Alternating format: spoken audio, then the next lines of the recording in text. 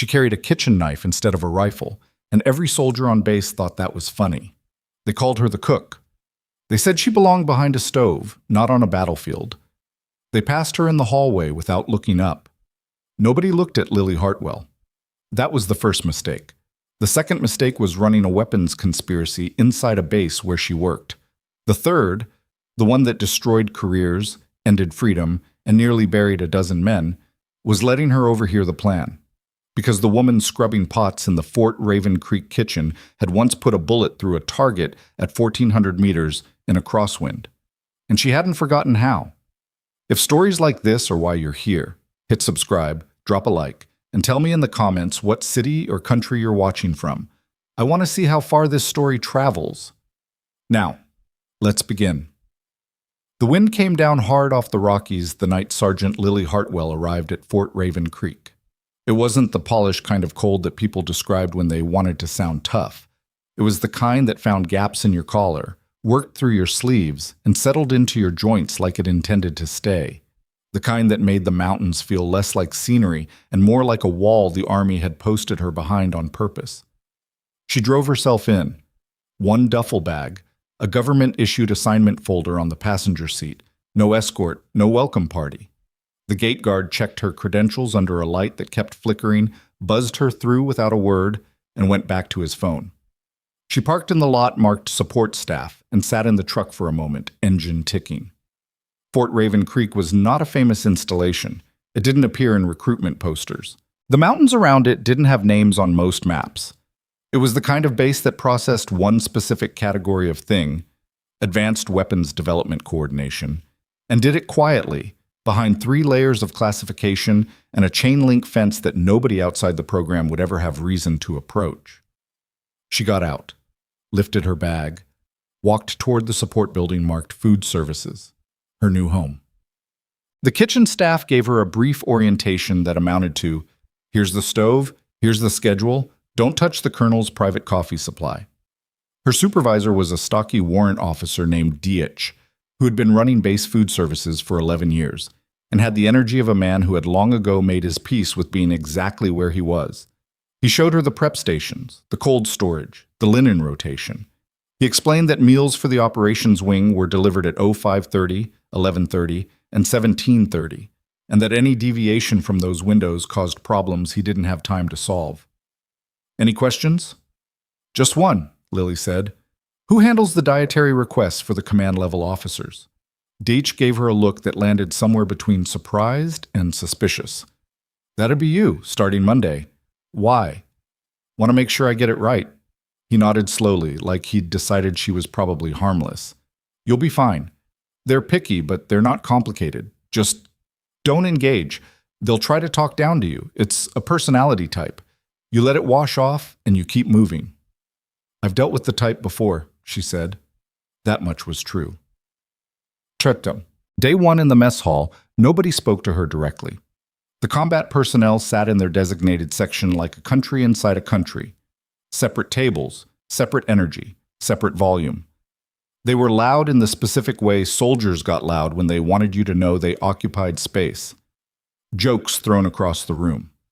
Inside language. The particular theater of men who spent their days doing physically demanding work and wanted the social environment to reflect it. Lily moved through the periphery with a serving tray, refilling station supplies, making small adjustments to the line. One soldier, a staff sergeant named Groff, with a jaw like a railroad tie and the mannerisms of a man who'd been funny once and never updated the act, called out when she passed his table. Hey, cook, this coffee tastes like motor oil. She paused, looked at the cup. Cream's at the station. I don't want cream. I want coffee that doesn't taste terrible. Then I'd recommend the one on the left burner. This is the decaf. He blinked. His table laughed, but at him, not at her, and she moved on before he could recalibrate. Small victory. She didn't celebrate it. The first week passed in layers she was already familiar with. Not the kitchen work exactly, but the rhythm of being invisible. She had operated in invisible spaces before. She knew how to occupy a room without anchoring herself to it, how to be noticed only as much as necessary and no more. What she hadn't anticipated was how comprehensively the operations personnel had decided she didn't exist. It wasn't active hostility at first. It was something almost more complete, a total absence of registration. She was furniture, background. The category of person who made the plates appear and disappear, who kept the coffee warm and the serving line stocked, and who otherwise existed in a dimension that did not intersect with anything that mattered. She cataloged it, filed it away. It was useful information. Awesome. Captain Marcus Vane ran the primary operations unit at Fort Raven Creek, and within the first 3 days, Lily had assembled a fairly detailed read on him from nothing but observation. Late 30s. Fit in the way that required maintenance, not natural inclination. Hair cut high and tight, always precisely. He moved like a man who had been told he was significant early in his career and had spent the years since constructing an environment that confirmed it daily. He didn't look at lower-ranking support personnel unless there was a reason. He looked at Lily once, the first week. She was coming through the side door of the officers' mess with a fresh supply cart. He was talking to another captain, one she hadn't identified yet, about a logistics timeline. He glanced at her entry, registered her, and looked away in the same motion. She might as well have been a piece of rolling stock. She noted the second captain, mid-40s, iron-gray hair. He wore a unit patch from the 10th Mountain Division she recognized was current assignment, not historical. He had the particular stillness of a man who listened more than he spoke. His name turned out to be Whitmore. Captain Alan Whitmore. She got that from the meal roster. She paid attention to both of them, quietly, consistently. You're doing it again, said a voice from beside the cold storage. Lily turned. The speaker was a young private named Chen. 19, maybe 20, perpetually unreadable expression, who worked the breakfast shift alongside her. Chen had been watching her, apparently, the way Lily had been watching Vane. Doing what? Lily said. Counting things. Chen tilted her head. You've been looking at the room layout for like 5 minutes. Making sure the supply route from the cart to the line is efficient. It's like 30 feet. Takes more than distance to make a route efficient. Chen squinted at her, not convinced but not pressing it. You were in combat, right? Before this? Lily started unloading the cart. Support operations. That's not what I asked. A beat. It's what I answered. Chen let that land and then went back to wiping down the station. She was perceptive, Lily noted. Perceptive enough to be worth protecting later, if things developed the way she was beginning to suspect they might. Shit. She found the first anomaly in week 2. It wasn't something she was looking for. It surfaced because she paid attention to supply chain inconsistencies the way some people tracked weather patterns. Background processing. Automatic. A delivery manifest for the officers' mess included a line item for 12 personnel meals at 1900 hours on a Tuesday. But the command calendar she'd been given for planning purposes showed no scheduled meeting that evening. No exercises, no briefings, no off-cycle training events. 12 people eating together in the officers' mess at 1900 on an unmarked Tuesday. She prepared the meal. She delivered it on schedule. She noted who was in the room. 8 of the 12 were recognizable from regular meal rotations. Senior NCOs, 1 logistics major, 2 captains from the training cadre. The other 4 she had never seen before. No unit patches. Civilian cut hair on at least 2 of them. They sat together at the far end of the table and spoke in a register too low to carry across the room. She set the serving trays, poured water, moved quietly. On her second pass with the beverage cart, she passed close enough to the far table to catch a fragment. Not a sentence, just 3 words from the civilian cut man closest to her. Before the transfer, she moved on without breaking stride. The incident that started the official degradation happened on a Wednesday morning, about 10 days after she arrived. Lily was running the 0530 delivery to the operations wing, a corridor she didn't normally access, but DH was down with a stomach issue and she was covering his route. She had the cart, the manifest, the access code she'd been given temporarily. She came through the corridor, turned the corner near the secondary briefing room, and walked directly into Captain Vane moving the opposite direction. The cart clipped his sleeve. His coffee, his own personal thermos, not hers, tilted and spilled across the front of his uniform jacket. It wasn't hot enough to burn. The thermos had been in his hand long enough to cool, but it was coffee, and it was on his jacket, and it happened in front of 3 members of his unit who were walking with him. Lily stopped the cart immediately. "My fault, Captain. I apologize."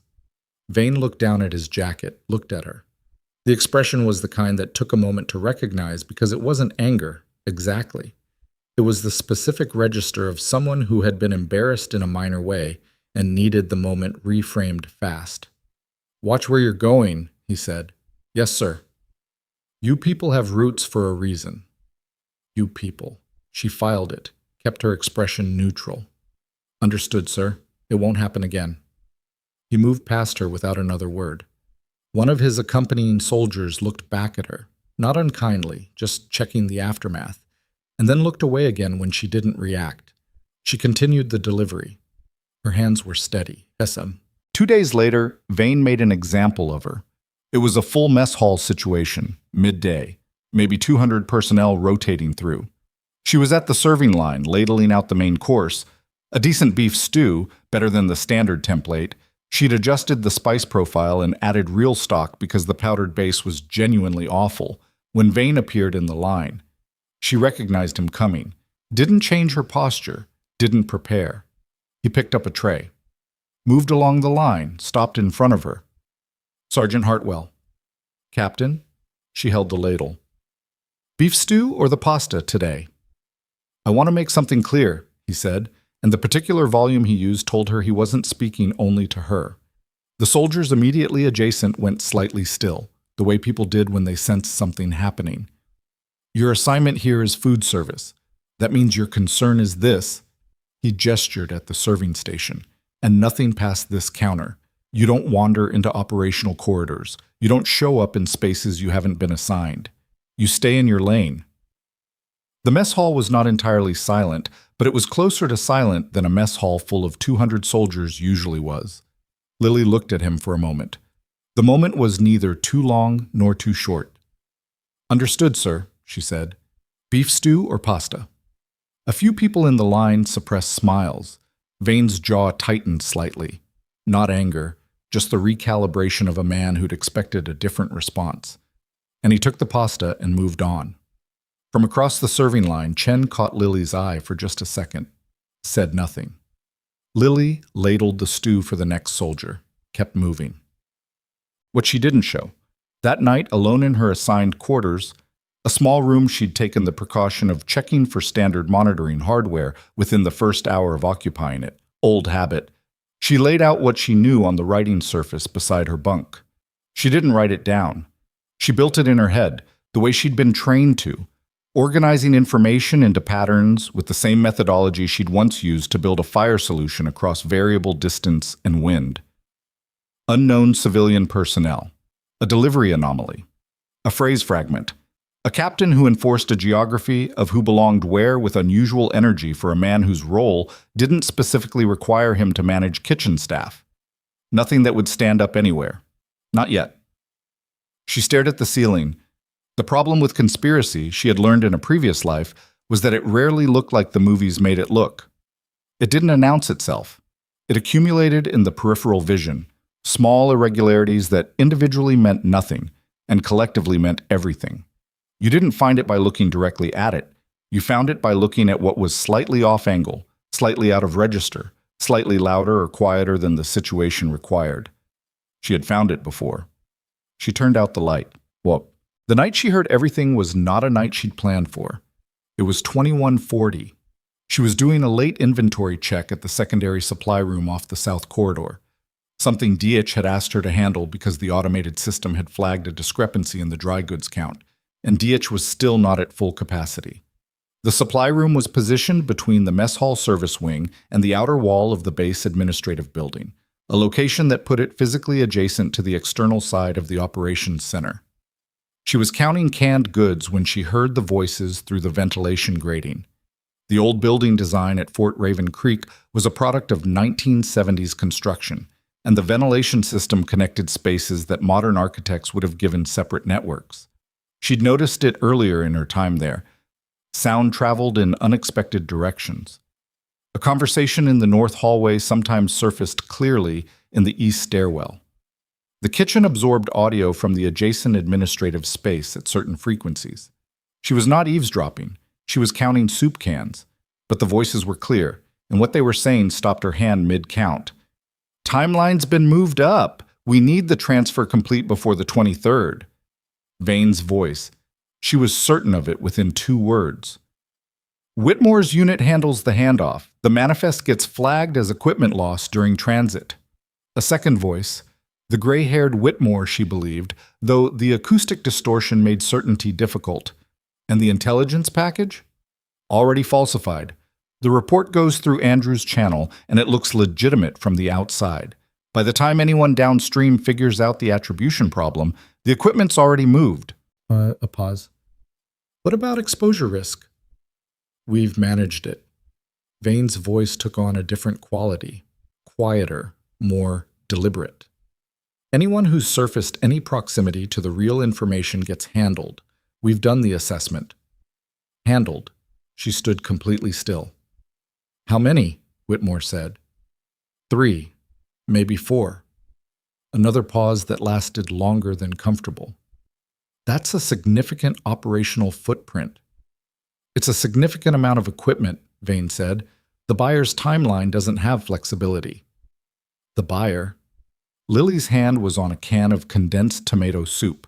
Her grip did not change. Her breathing did not change. She processed what she was hearing with the same structure she'd once used to process fire solutions. Input, assess, verify, calculate. Strip the emotion because emotion right now is noise, and noise gets people killed. Stolen classified technology. Falsified intelligence reports routed through a named channel. A buyer with a timeline. And at least 3 people already identified as exposure risks who were going to be handled. She needed to think. She needed to move. She completed the inventory, quietly, accurately. Because completing it quickly and incorrectly would introduce a discrepancy in DH's records that would require explanation, and explanation required visibility, and visibility right now was the last thing she could afford. She finished the count, logged it on the clipboard, set the clipboard back in its slot. She walked out of the supply room the same way she'd walked in, unhurried, nothing remarkable in her hands, nothing remarkable in her posture. The corridor was empty. She turned left, took 12 measured steps. Then from somewhere behind her, close and deliberate, a flashlight beam swept the corner she'd just rounded. She didn't stop, didn't look back. Her pulse climbed exactly 11 beats per minute. She'd always been able to count it under pressure, a quirk that had occasionally unnerved people who asked about it. And she calculated the distance to the nearest covered position with the kitchen stairwell layout from memory. She turned right at the next junction, took the stairs, came out in the kitchen prep area, and stood in the dark behind the industrial shelving. Waited. Footsteps in the corridor outside. One person. Measured pace. Someone who was looking, not walking a routine patrol. The cadence was different, slightly too deliberate. She counted. The footsteps slowed near the kitchen entry, paused, then continued past. She held her position for another 90 seconds. Then she moved, not to her quarters, to the one place on the base where nobody would think to find her after 2,200. The kitchen itself. Because if they were already checking corridors, they were already looking for something, or someone. And if they'd identified her as a witness to that conversation, even if she'd only been adjacent, even if the sound had carried without intention, she had approximately one useful advantage remaining.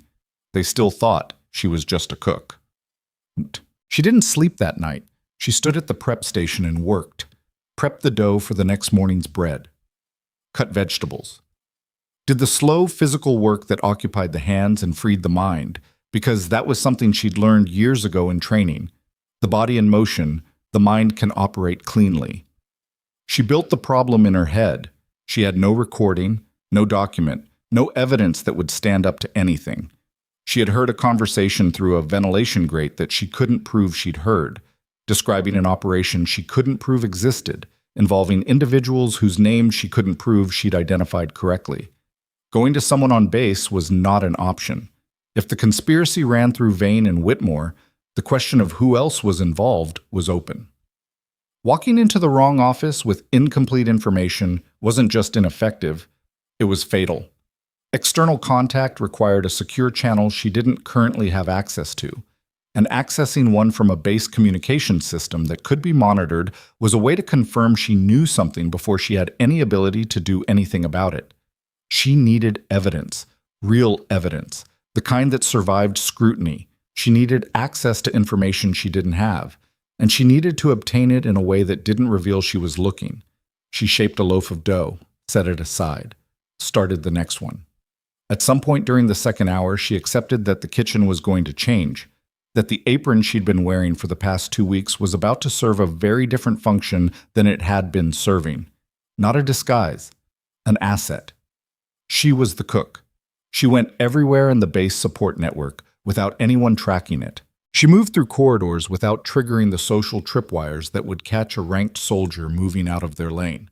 She was invisible in the specific operational sense, not because she lacked capability, but because everyone around her had decided that she did. She put the shaped loaves in the proofing cabinet, set the timer, and began planning the first real operation she'd run in 4 years. Basem. The 0530 bread came out exactly right. Lily delivered it herself to the officers' mess, same as usual.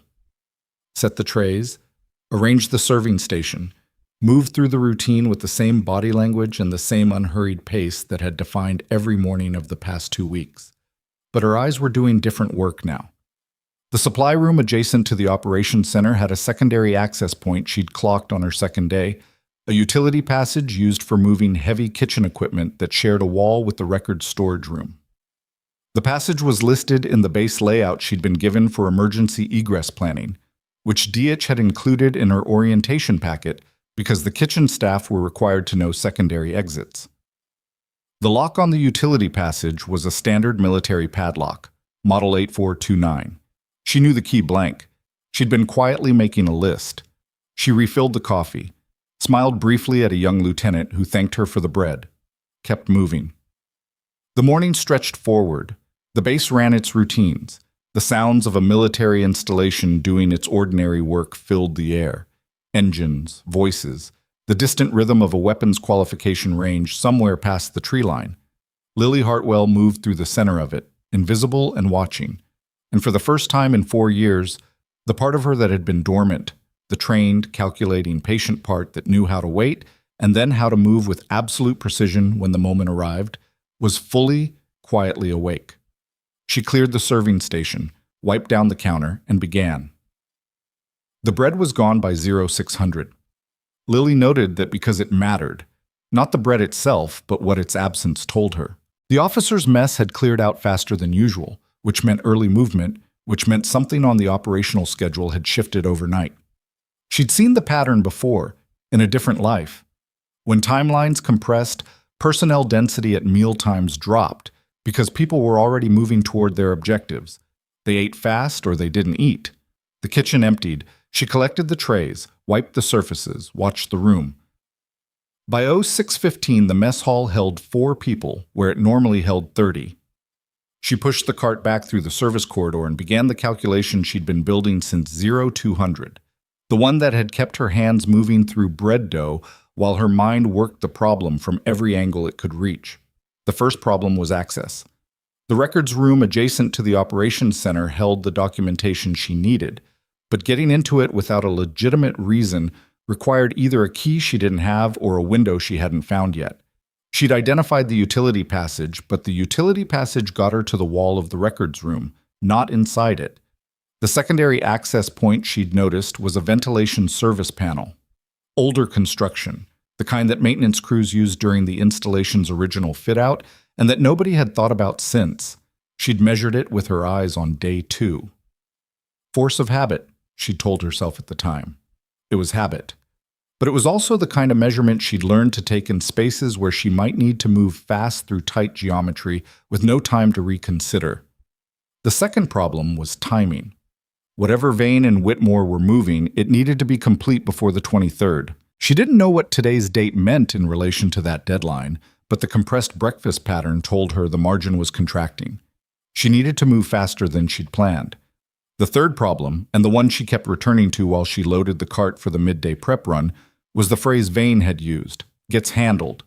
3 or 4 people. Already assessed. Already identified. She ran through every interaction she'd had in the past 2 weeks with the specific lens of who else noticed something they shouldn't have. Deitch was too absorbed in his routines to have registered anything. The young soldiers cycling through the mess hall saw her as furniture. The NCOs had their own networks and concerns. Chen. She stopped the cart outside the cold storage. Chen, who had watched Lily counting the room. Chen, who had asked about combat experience directly and pushed when the answer wasn't sufficient. Chen, who was 19 years old and too perceptive for her current assignment, and who had probably asked the wrong question to the wrong person at some point, because perceptive people who were 19 didn't always know yet which questions were safe. Lily pulled the cold storage door and went in. She stood among the shelving units and the condensing breath of her own exhale and let herself feel the weight of that possibility for exactly as long as she could afford to, which was approximately 10 seconds. And then she filed it in the operational column and moved on. The midday meal brought Vane back into the mess hall. He came in with Whitmore and 2 men she hadn't seen at the previous unmarked gathering. One a first sergeant from the training cadre, the other a civilian in a base contractor lanyard, who carried himself with the particular lateral ease of someone who knew he wasn't subject to the same rules as the uniformed personnel around him. The contractor was mid-50s, heavy through the shoulders, with a face that had been in weather and hadn't apologized for it. They took the corner table, private seating, which wasn't unusual for a group of that composition, but Lily noted that Vane had positioned himself with sightlines to both entry points. Not a conscious security measure, she suspected, more likely trained habit, the kind of spatial awareness that became automatic, but it told her something about his current state of alertness. He was running elevated threat assessment. He'd done the math on the ventilation grate and hadn't quite concluded anything yet, but the number was in his hand and he was looking at it. She moved through the serving line with the efficiency that had become her cover. She was good at this work, genuinely, not performatively, because she was good at most things that required sustained attention and physical precision, and because doing it badly would have introduced variables she didn't want. On her second pass, she came within 10 feet of the corner table. The contractor said something low that she didn't catch. The first sergeant replied, "Schedule's solid, we've got the window." Then Whitmore, quieter. "The personnel issue." "Addressed," Vane said. The contractor shifted in his chair and looked toward the serving line. Lily was already past them. She set down a water pitcher at the adjacent station and moved back toward the kitchen without varying her pace. Addressed. Not will be addressed. Past tense. She pushed through the kitchen door and stood on the other side of it with her hand still on the surface, feeling the slight vibration of the room behind her, and did the arithmetic on what past tense meant in that context. Either they'd already moved against someone on their list, or they'd put the mechanism in place and were waiting for it to activate. She needed to get into that records room tonight. Well, Chen found her at 1400. Lily was in the middle of prepping the evening stew. Real prep work, the kind that took time, breaking down the cheaper cuts of beef that needed the long simmer because the base procurement budget was what it was. When Chen appeared at the end of the prep table and stood there long enough to communicate that she wasn't going away. "You're doing it again," Chen said. Lily didn't look up. "Cutting meat?" Thinking, while cutting meat, a pause. "You get this look." "What kind of look?" "Like you're somewhere else, and also exactly here at the same time." Chen sat on the edge of the prep table, which was technically a hygiene violation and also something Lily didn't have the energy to address. "Something's happening." Something's always happening on a military base. I mean something specific. Chen's voice dropped, not conspiratorially, more like she'd done a calculation and landed on the register that matched the weight of what she was saying. "I heard a conversation this morning, in the laundry corridor. 2 NCOs I didn't recognize." Lily set down the knife, slowly. "What did they say?" "They were talking about a private who got flagged for unauthorized access to the comms room last week. I knew the guy. Reyes from logistics support. He'd been asking around about a supply discrepancy. Nothing major, he thought. Wrong count on an equipment manifest. Chen paused. He transferred out yesterday. Emergency family hardship reassignment, processed in 12 hours, which is, I looked it up, not how those normally work. The kitchen sounds filled the space between them. The low rumble of the industrial ventilation. The distant metal on metal of equipment in the adjacent prep area. Why are you telling me this? Lily said. Because you were watching Vane's table during lunch, Chen said simply. And I was watching you. The weight of that sat in the air. Lily picked up the knife again, started on the next section of meat. Private Reyes transferred out voluntarily? His paperwork said so. Did you talk to him before he left? Tried to, he wouldn't. Chen's expression shifted. Not quite fear, but the early-stage cousin of it, the feeling of a shape emerging from fog. He looked off, like someone had explained something to him that he wished he didn't understand. Lily worked through 2 more cuts before she answered. Chen, yeah. For the next few days, I want you to run your normal routine and nothing else. Don't ask questions outside your lane. Don't follow up on anything you've already asked about. Don't tell anyone we had this conversation. Chen stared at her. Are you serious? If someone asks you something about base operations or personnel movement, you don't know anything and you're not curious about anything. Can you do that? A long pause. Chen had the look of someone who wanted to push back and had just done a fast internal audit on whether pushing back was a good idea. What are you going to do? She said finally. Lily set the knife down again, looked at her directly. Make sure the stew doesn't burn. Chen left without another word. Lily watched the door close behind her and then stood at the prep table with both hands flat on the surface, not moving, looking at nothing, running the new information through the structure she'd been building since 2 a.m. Reyes. Logistics support. A supply discrepancy. 12-hour reassignment processing. Gets handled. She started the stew. The inspection happened at 17:15. Lily was in the middle of the evening service, 40 minutes out from the full meal window, line staffed and running, when the door opened and Vane walked in with 2 security personnel she'd never seen before. Not MPs. Something adjacent, but with a different kind of authority in the way they moved. Civilian security contractor, maybe. The same category as the man from the contractor lanyard at lunch. Dietsch, back from his illness at reduced capacity, came out of the back office with the expression of a man who'd been ambushed and was trying to appear as if he hadn't. Captain Vane, Dietsch said, we're mid-service. I can see that. Vane's eyes moved across the kitchen with the systematic sweep of someone who was looking for something specific and trying not to look like it. Routine security compliance review. Won't take long. The 2 men with him split apart without being instructed and began moving through the space. One went toward the storage areas, the other toward the staff lockers near the east wall. Lily was at the serving station. She didn't move, didn't adjust her position. Vane walked toward her. He stopped on the opposite side of the counter with his hands at his sides and looked at her for a moment, directly, not the ambient dismissal he usually deployed, and she saw him doing the same thing she'd done to him, reading, assessing. Sergeant Hartwell, he said. Settling in? Yes, sir. No issues? No concerns about the assignment? None, sir. Good. He glanced at the serving line. You've been running a late inventory count the past 2 evenings. Not a question. Warrant Officer Dietsch asked me to pick up the slack while he was ill, she said. There was a discrepancy in the dry goods manifest. I was reconciling it. Reconciled now? Yes, sir. He watched her face for 3 full seconds. She returned the look with the specific quality of blankness she'd developed over years of fieldwork. Not hostility, not submission, not anything that could be read as either tension or relief. Just a person answering questions about kitchen inventory. Stay in your lane, he said, same phrase as before. But the register was different this time. Before, it had been a performance for an audience. Now it was a message. Always do, sir, she said. He moved on. The inspection ran another 10 minutes, found nothing, and left. Dietsch appeared at her elbow after they'd gone, looking pale and slightly nauseous in a way that may or may not have been residual stomach illness. What was that about? He said quietly. Security compliance, she said. We don't get security compliance reviews in the kitchen.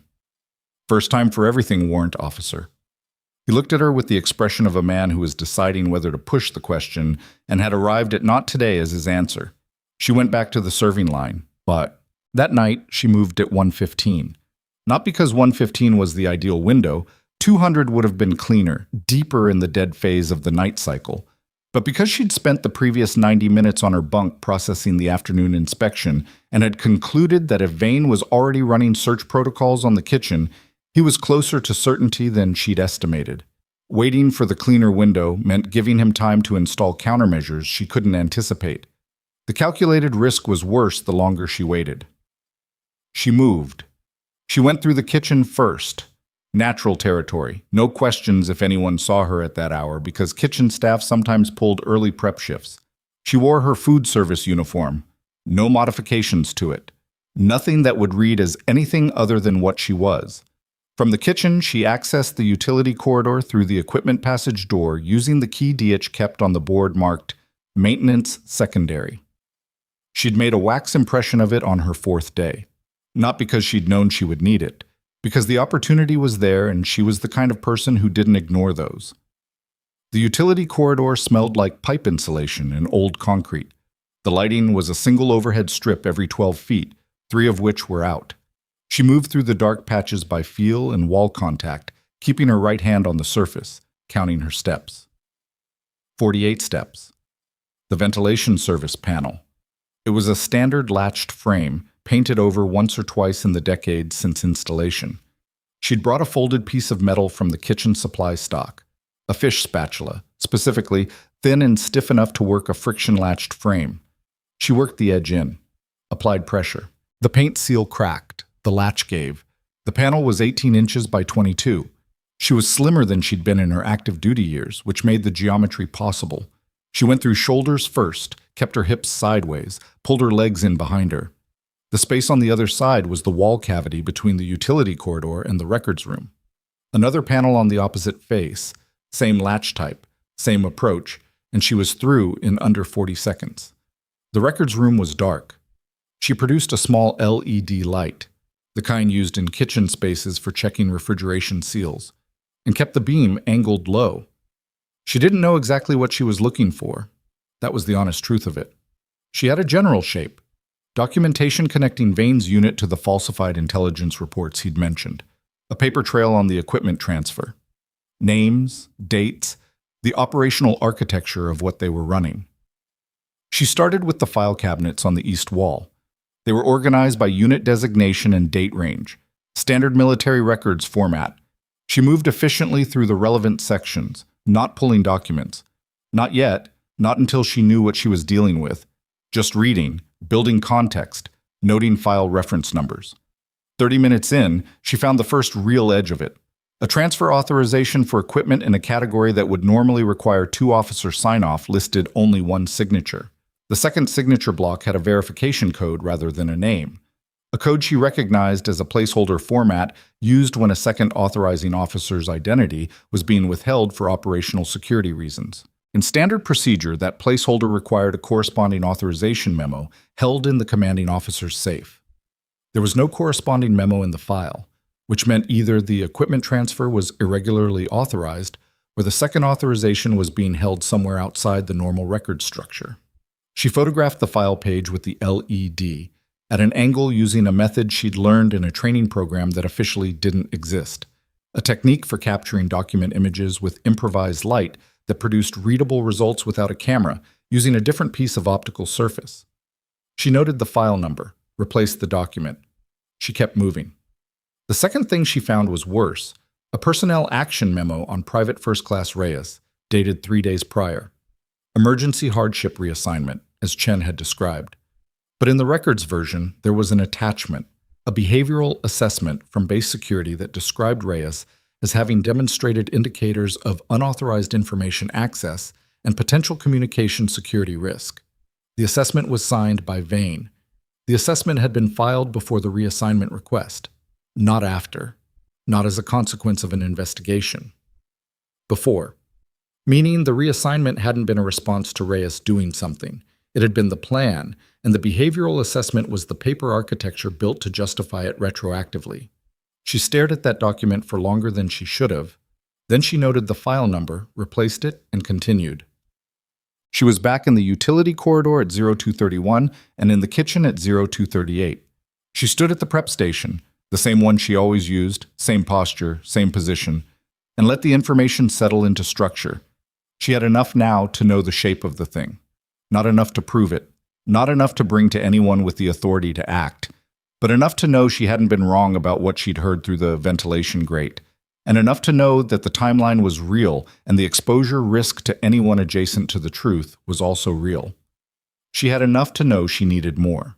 The question was how to get it, and she'd been turning that question over for 4 hours now without arriving at a satisfying answer, because every path that led to more evidence led through spaces she couldn't reach from the inside of a food service assignment. She needed access she didn't have. She needed resources she'd left behind 4 years ago. She needed, and this was the part she'd been avoiding since 2 in the morning of the previous night, to decide whether she was willing to become the thing she'd spent 4 years trying not to be. She filled the kettle, put it on the burner, made tea she wasn't going to drink. Stood at the window and watched the dark base grounds and the darker mountains behind them, and thought about a rifle she hadn't touched in 4 years, sitting in a storage unit in Billings under a name that was technically hers, but that she'd stopped using the day she accepted this assignment. She thought about the last time she'd used it, about the decision she'd made afterward, and why she'd made it, about whether any of that still meant what she'd told herself it meant. The kettle boiled. She turned off the burner. She didn't pour the water. The morning of the 3rd day after the inspection, Sergeant Groff stopped her in the corridor outside the mess hall. Not Vane, not Whitmore. Groff, the jaw and joke soldier who'd complained about the decaf.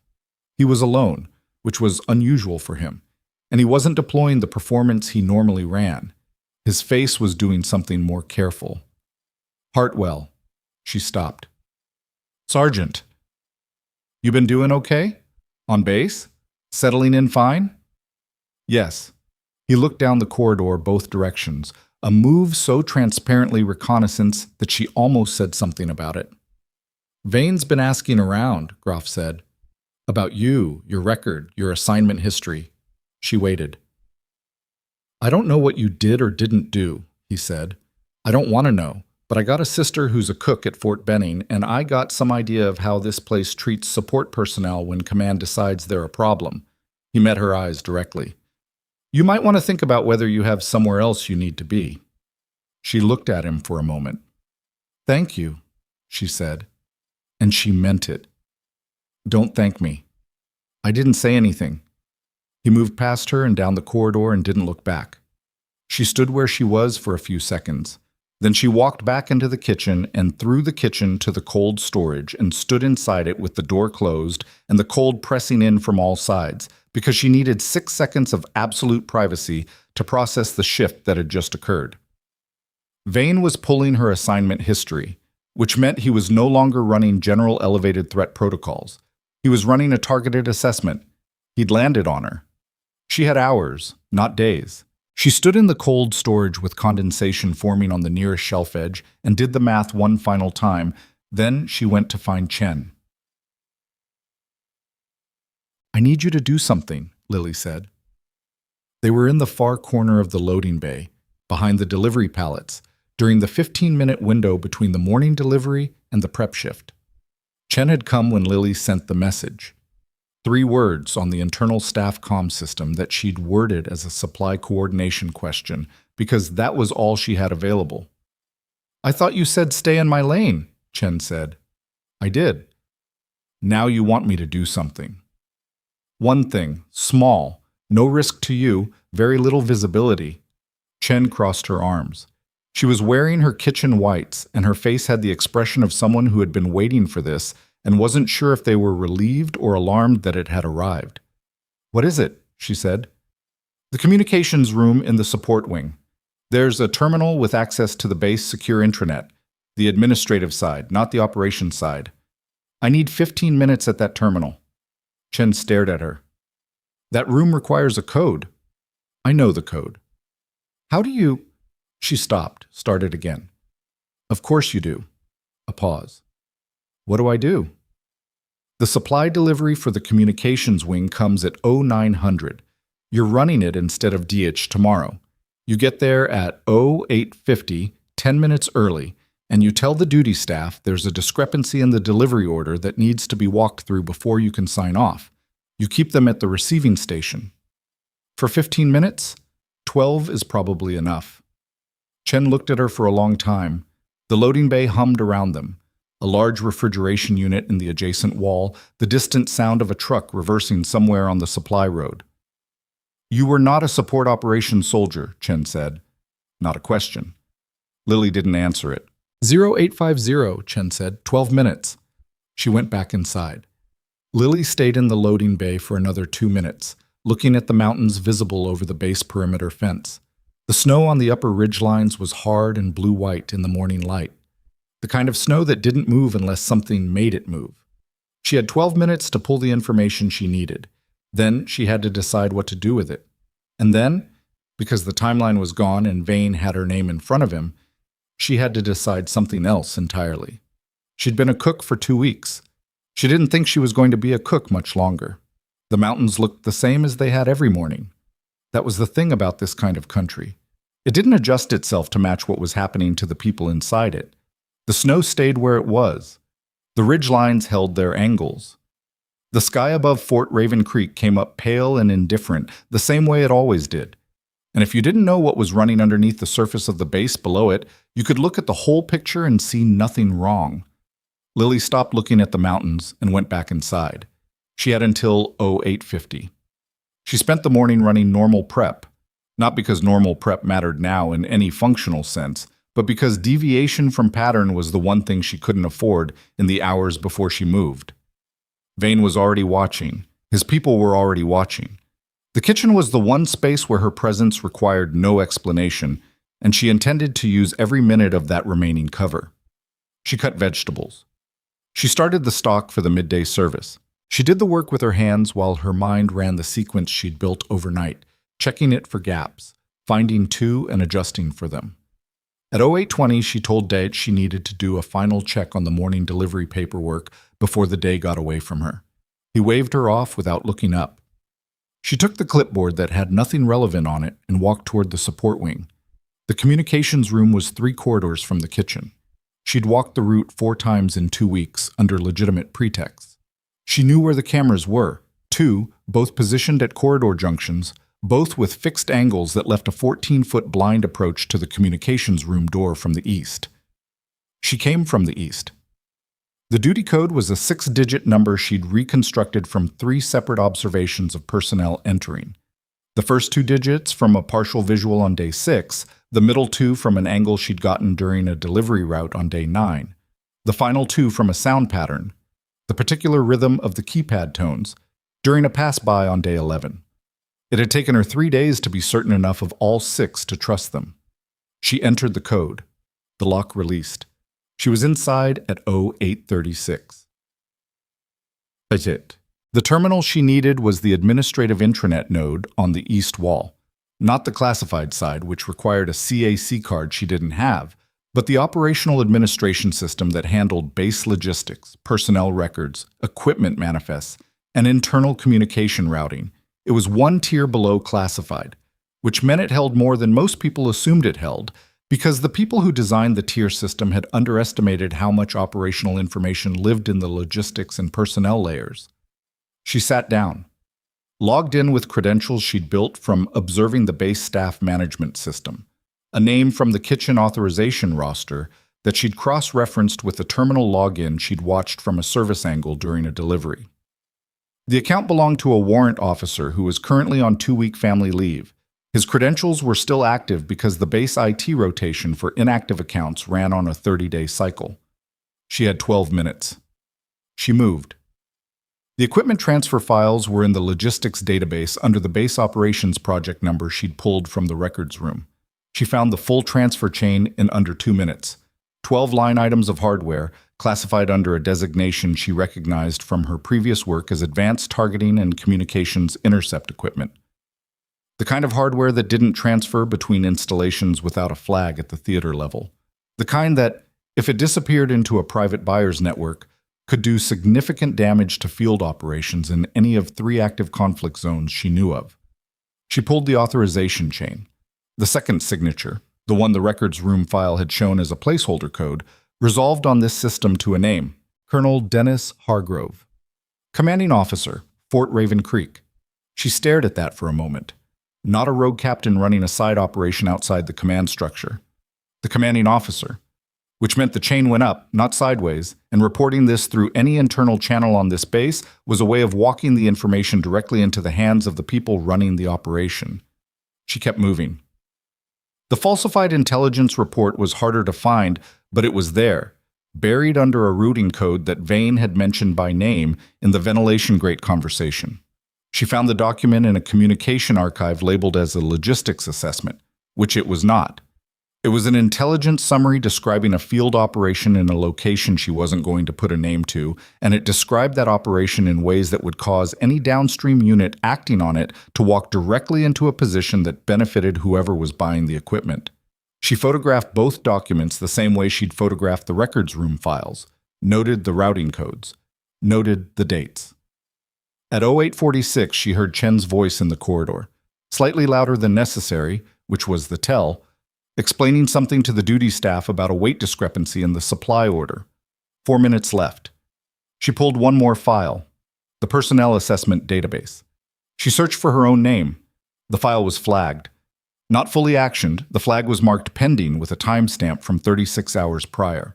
The assessment attached to the flag was authored by Vane and described her as a potential operational security risk based on anomalous movement patterns and unauthorized corridor access. Below the assessment was a recommended action. She read it twice to make sure she had it right. Reassignment, same format as Reyes. Emergency hardship, processed through the same administrative channel. Except there was a secondary notation below the recommended action in a comment field that most people didn't know existed on that form.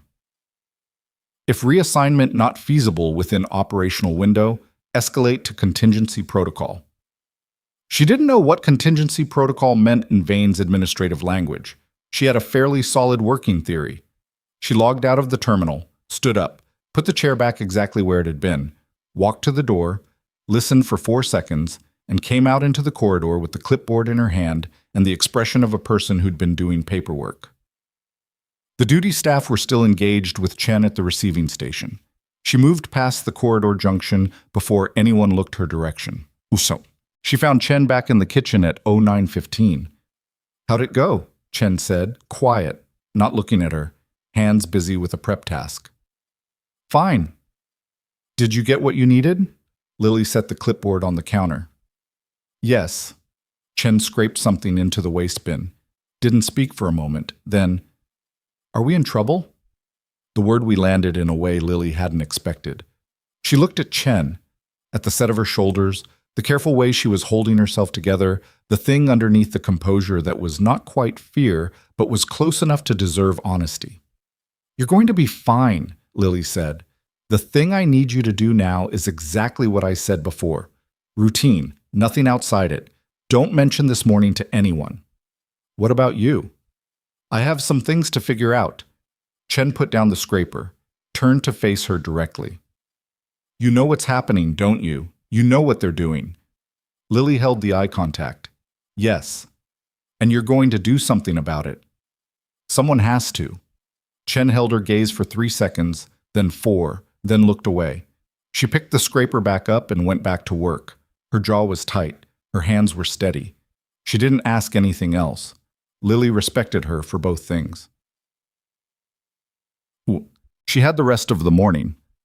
By her estimate, she had until some point in the early afternoon before the reassignment flag on her file moved from pending to actioned, because Vane was running elevated protocols, which meant he was checking his administrative pipeline regularly, and when he saw no movement on the Hartwell file, he would push it himself. She needed to be gone before he pushed it. The problem was that gone, in the sense of leaving the base, accessing external communications, reaching someone with the authority and integrity to act on what she'd found, was a thing that required getting through the gate. and getting through the gate before she was flagged would require either a legitimate reason to leave or an exit that didn't go through the gate. She had neither. What she had was a kitchen supply truck that made a round trip to the distribution depot in Kalispell on Tuesdays and Fridays. Today was Thursday, and a maintenance access road on the south perimeter that was used by the contractor who serviced the base's backup generator system. The contractor came on Thursdays. She'd noted the schedule on week 1 because the generator service window coincided with a 40-minute power fluctuation in the kitchen that she'd had to plan around. She checked the time. The generator contractor's truck would be on the south road at 1100.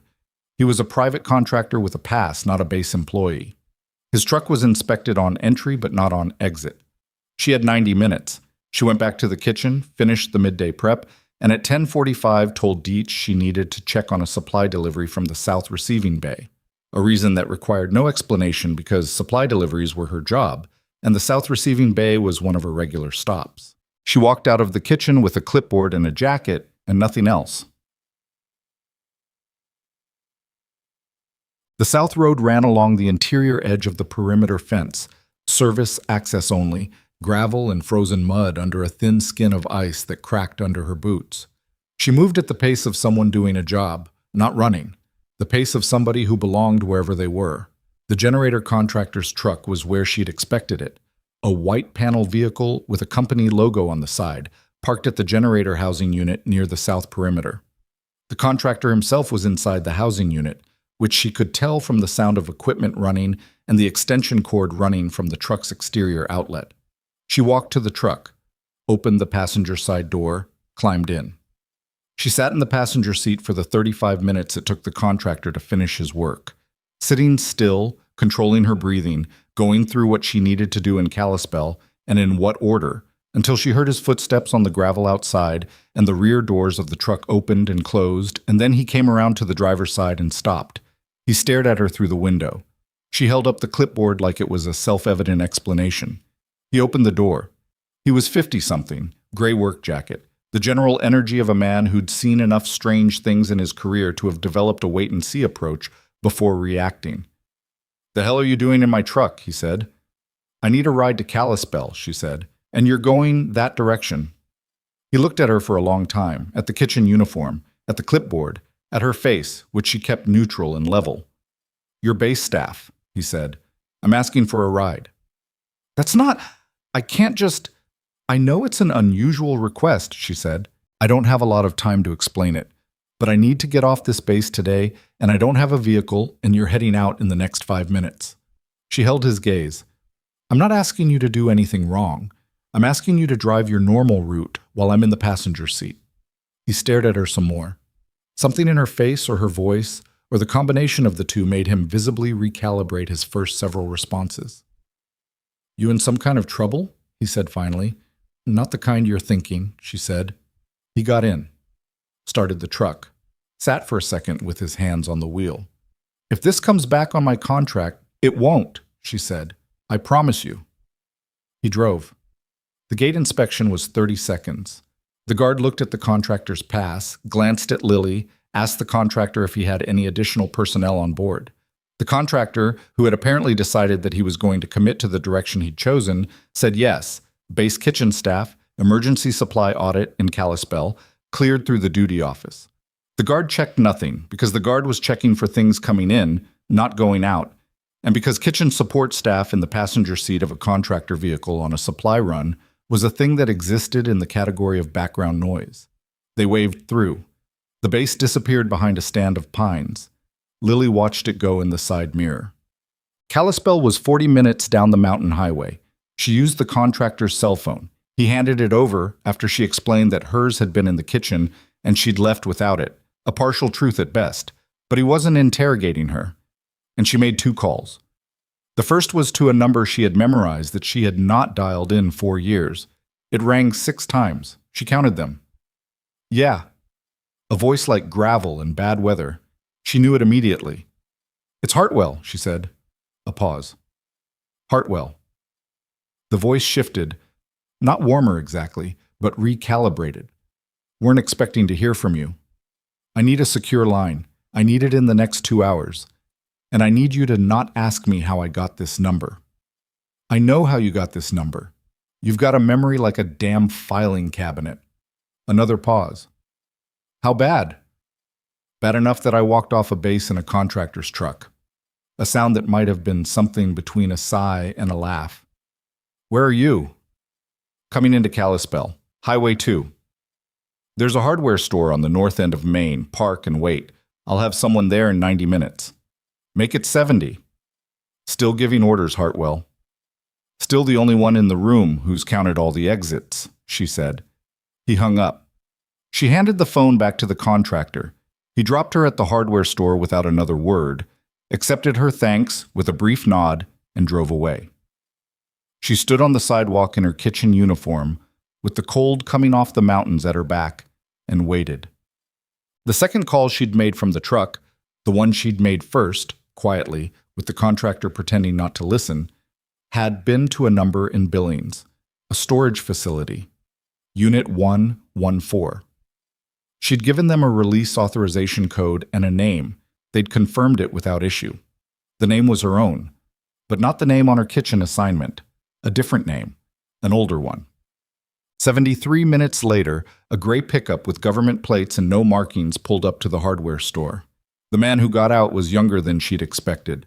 Mid-30s, clean cut, the particular physical economy of movement that told her more about his background than any insignia would have. He didn't greet her by name. You need transport, he said, and a secure terminal. We've got both. He held the passenger door. Ma'am? She got in. The truck pulled away from the curb and headed north out of Kalispell toward the mountains. She looked at her hands in her lap. Kitchen whites. She was still wearing kitchen whites. The irony of it didn't escape her. The secure facility was a 40-minute drive north, which put it back in the mountains, which she supposed was unavoidable in this part of Montana. It was a nondescript structure that presented as a Forestry Service outpost to any aerial observation and as a private hunting lodge to anyone who got close enough to see the exterior. Inside, it was something else. She spent 40 minutes at a terminal with a woman named Decker. Compact, brown hair pulled back, the focused precision of someone who processed information for a living and had decided a long time ago that the emotional register of said information was not her department. Lily laid out everything she had, the ventilation conversation, the records room documents, the administrative intranet files, the authorization chain up to Hargrove, the falsified intelligence report and its routing code, the personnel action against Reyes, the contingency protocol notation on her own file. Decker listened without interrupting. She had a legal pad and she wrote things on it without looking at it, keeping her eyes on Lily, which was a skill Lily appreciated. When Lily finished, Decker looked at her notes. The second signature being Hargrove changes the reporting architecture significantly, Decker said. I know. This can't go through Theater Command on the standard channel. If Hargrove's in it, we don't know how far up the authorization chain the cover extends. I know. We need primary documentation. What you have is good foundation, but it won't survive a formal challenge from a sitting commanding officer without corroborating physical evidence. Decker set down her pen. The equipment transfer? Has it moved yet? Not as of this morning. The 23rd is the stated deadline. That's 4 days. 3.5, Lily said. The timeline moved up. The breakfast pattern this morning told me they're compressing. Decker looked at her for a moment. The breakfast pattern. Fewer personnel at the OH 530 meal. It means pre-operation movement, people eating fast or not eating. Decker absorbed this without visible reaction. We can have a team positioned within 48 hours, but you need them caught in the act, Lily said, or you need documentation from inside the transfer operation itself. Something that can't be attributed to a disgruntled kitchen worker with a memory for ventilation conversations. The silence after that had some texture to it. You're going back, Decker said. It wasn't a question. I need my equipment first. Hartwell. There are people on that base who are on a list, Lily said. The timeline on that list is the same as the transfer timeline. If I'm not there to pull them out of the way before this goes active, they won't be there when your team arrives. Decker held her gaze for a long time. What do you need? She said. The case from Unit 114. A secure transmitter on the frequency range and the documentation, and a vehicle that doesn't have base records attached to it. We can do all three. A pause. The case? You haven't touched it in 4 years. I'm aware. Are you sure? No, Lily said. I'm not sure about any of this. She stood up from the terminal. But I'm going anyway. Mom. The case arrived from Billings before she left. She opened it in the small prep room off the facility's main corridor alone, with the door closed. It was a Pelican case, matte black, latched on both sides, the kind of case that traveled well and absorbed impact and protected what was inside without advertising it. She unlatched it. The rifle was there the same way she'd left it, field stripped for transport, each component secured in custom foam, nothing missing, nothing degraded. She'd maintained it before she stored it, because leaving a precision instrument in poor condition offended something fundamental in her, regardless of why she was putting it away. She didn't assemble it yet. She put her hand on the cold metal of the barrel and held it there. 4 years. She thought about the last time she'd used it, about the decision she'd made afterward, and the reason she'd made it, and whether that reason still applied. She thought about Reyes, wherever he was now, wearing the face of a man who'd understood something he wished he didn't. She thought about Chen in the kitchen, keeping her hands busy and her questions quiet. She thought about the equipment moving toward a buyer who would use it to put soldiers in a box they couldn't see coming. She thought about the phrase contingency protocol on her own personnel file and what it meant in Vane's language. She began to assemble the rifle. Her hands remembered. That was the honest truth of it.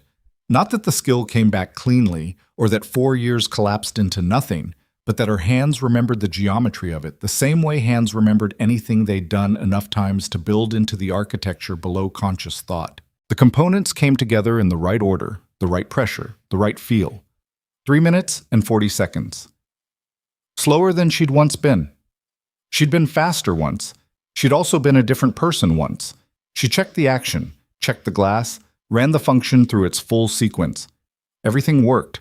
She packed it back into the case, sealed it, picked it up. It weighed what it had always weighed. She'd forgotten over 4 years how that weight felt in the hand. Not heavy exactly, but substantive. Present. The specific gravity of a tool that did one thing with complete precision. She walked out of the prep room and back through the facility to the waiting truck. The young agent who'd brought her looked at the case in her hand and didn't ask. She was back at the perimeter of Fort Raven Creek by 2100, not through the gate, through the tree line on the south end, 200 meters east of the generator housing where she'd left that morning. She'd studied the perimeter camera positions from the base layout she'd been given during orientation, and she came in through the gap between camera angles on the south-southeast face, a gap that existed because whoever had designed the camera placement had been thinking about vehicle threats, not someone on foot moving through timber in the dark. She moved through the tree line slowly. No hurry, careful footing on the frozen ground. She was back in her kitchen whites, which was deliberate. She'd changed back into them at the facility. If she was seen moving through the base before she was ready, kitchen whites gave her 4 seconds of confusion before anybody reacted. The visual register of that can't be a threat that the uniform created was worth 4 seconds, and 4 seconds could be enough. She came out of the tree line 50 meters from the south kitchen entrance, crossed the open ground in a measured walk, and let herself in with the key she still had. The kitchen was empty. 2100 meant the dinner service was done and cleanup was finished. One dim light over the prep station, the smell of the day's cooking still hanging in the air.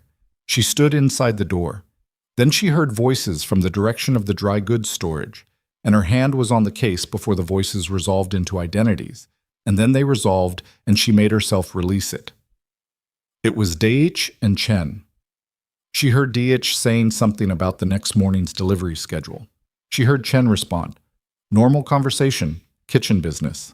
She moved quietly past the storage toward the far prep area and found a position behind the industrial shelving where she could see the entry points and wait. DH left at 2118. Chen stayed. At 2124, Chen came into the main prep area and stopped short when she saw Lily. For 3 full seconds, she didn't say anything. "Where have you been?" she said finally.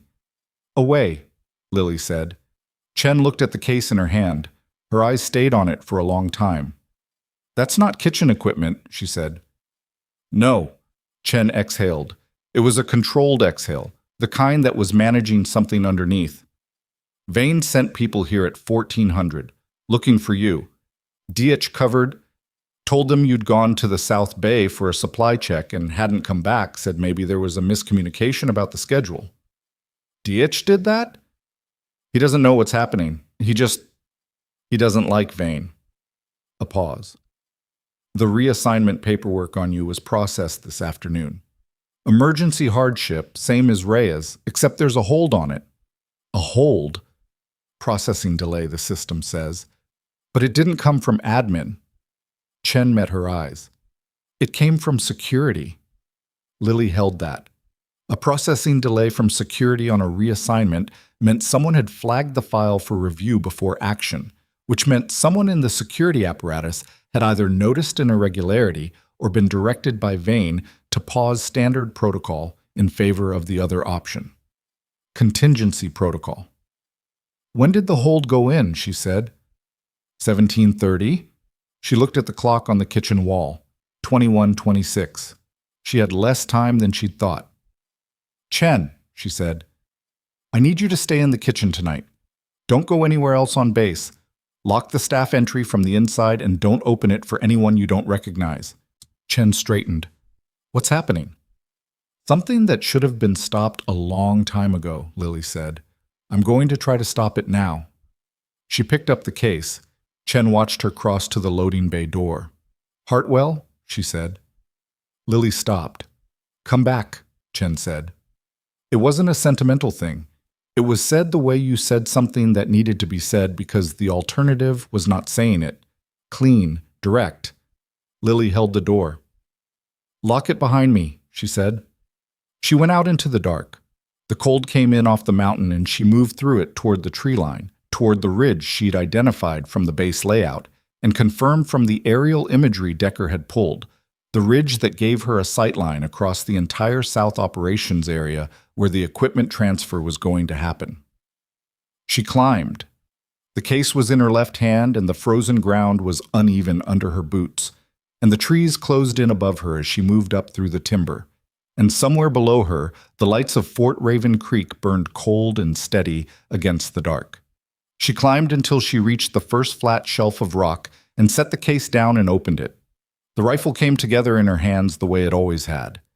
She settled into position behind the rock face, the rifle forward, the scope glass picking up the ambient light from the base below and sharpening it into something she could read. She found the operations yard, found the equipment staging area, found the vehicles idling near the south access road, 2 trucks she hadn't seen before, not base vehicles, contractor plates. She found Vane. He was standing near the lead truck with a tablet in one hand and his head turning toward the access road with the focused attention of a man who was waiting for something that was almost there. She set the crosshairs. Breathed. The mountain was cold and dark and completely still, and Lily Hartwell was the stillest thing on it. Her heartbeat slow, her breathing controlled, her eyes steady behind 4 years of distance that had not, as it turned out, taken any of this away from her. She waited. Below, in the operations yard, Vane raised his hand in a signal. The first truck began to move. The first truck made it 14 meters. Lily put the round through the engine block from 430 meters uphill, accounting for the downgrade angle and the cold, dense air and the slight left drift she'd confirmed in the first 30 seconds of observation.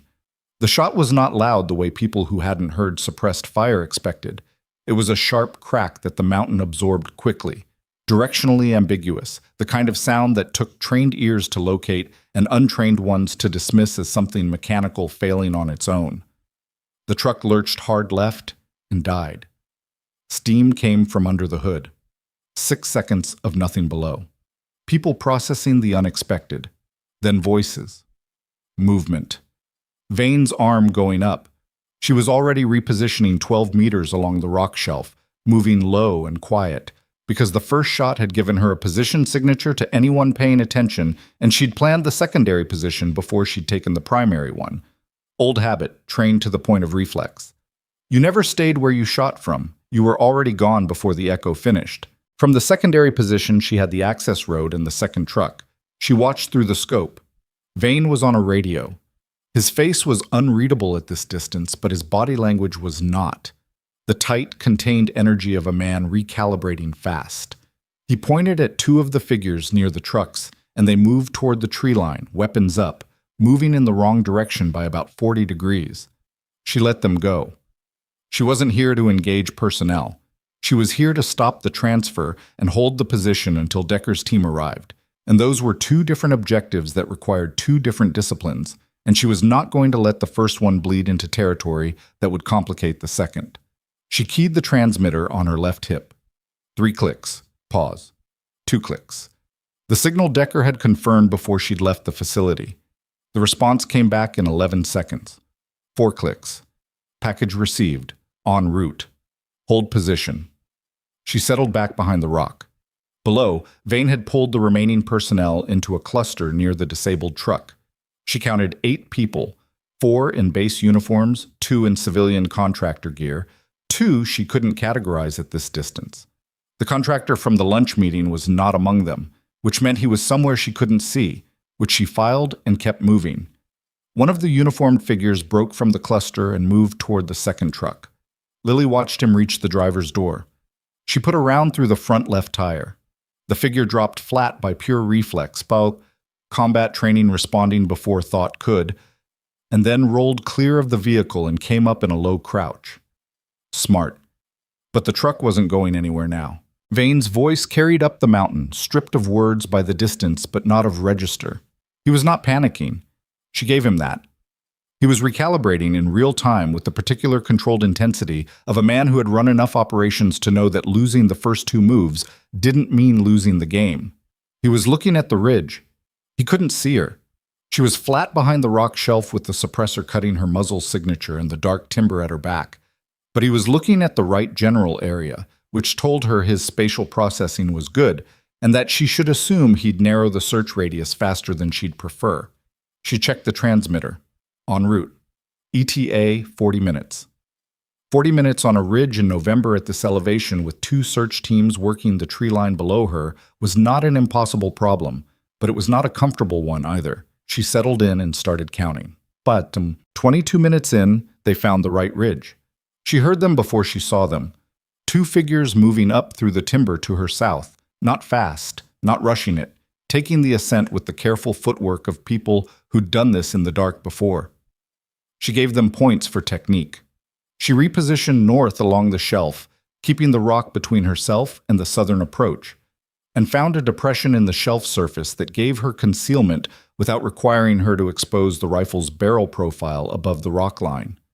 She could hear them clearly now, 2 voices, low. Thermal's got nothing. She's behind the granite. Thermal won't punch through 3 feet of rock. Command wants her contained, not, I know what command wants. A pause. Footsteps on frozen ground. She's up here somewhere. Yeah. She tracked the sound. They were 12 meters south and moving laterally, paralleling the shelf rather than coming directly up onto it, which was tactically sound and also told her they had some idea of the shelf's position from the base observation angle. She pulled back another 4 meters north, moving in a controlled crawl that kept her profile below the rock line. The transmitter vibrated once. She looked at it. ETA, 21 minutes. Do not engage. She hadn't been planning to engage, she was planning to wait.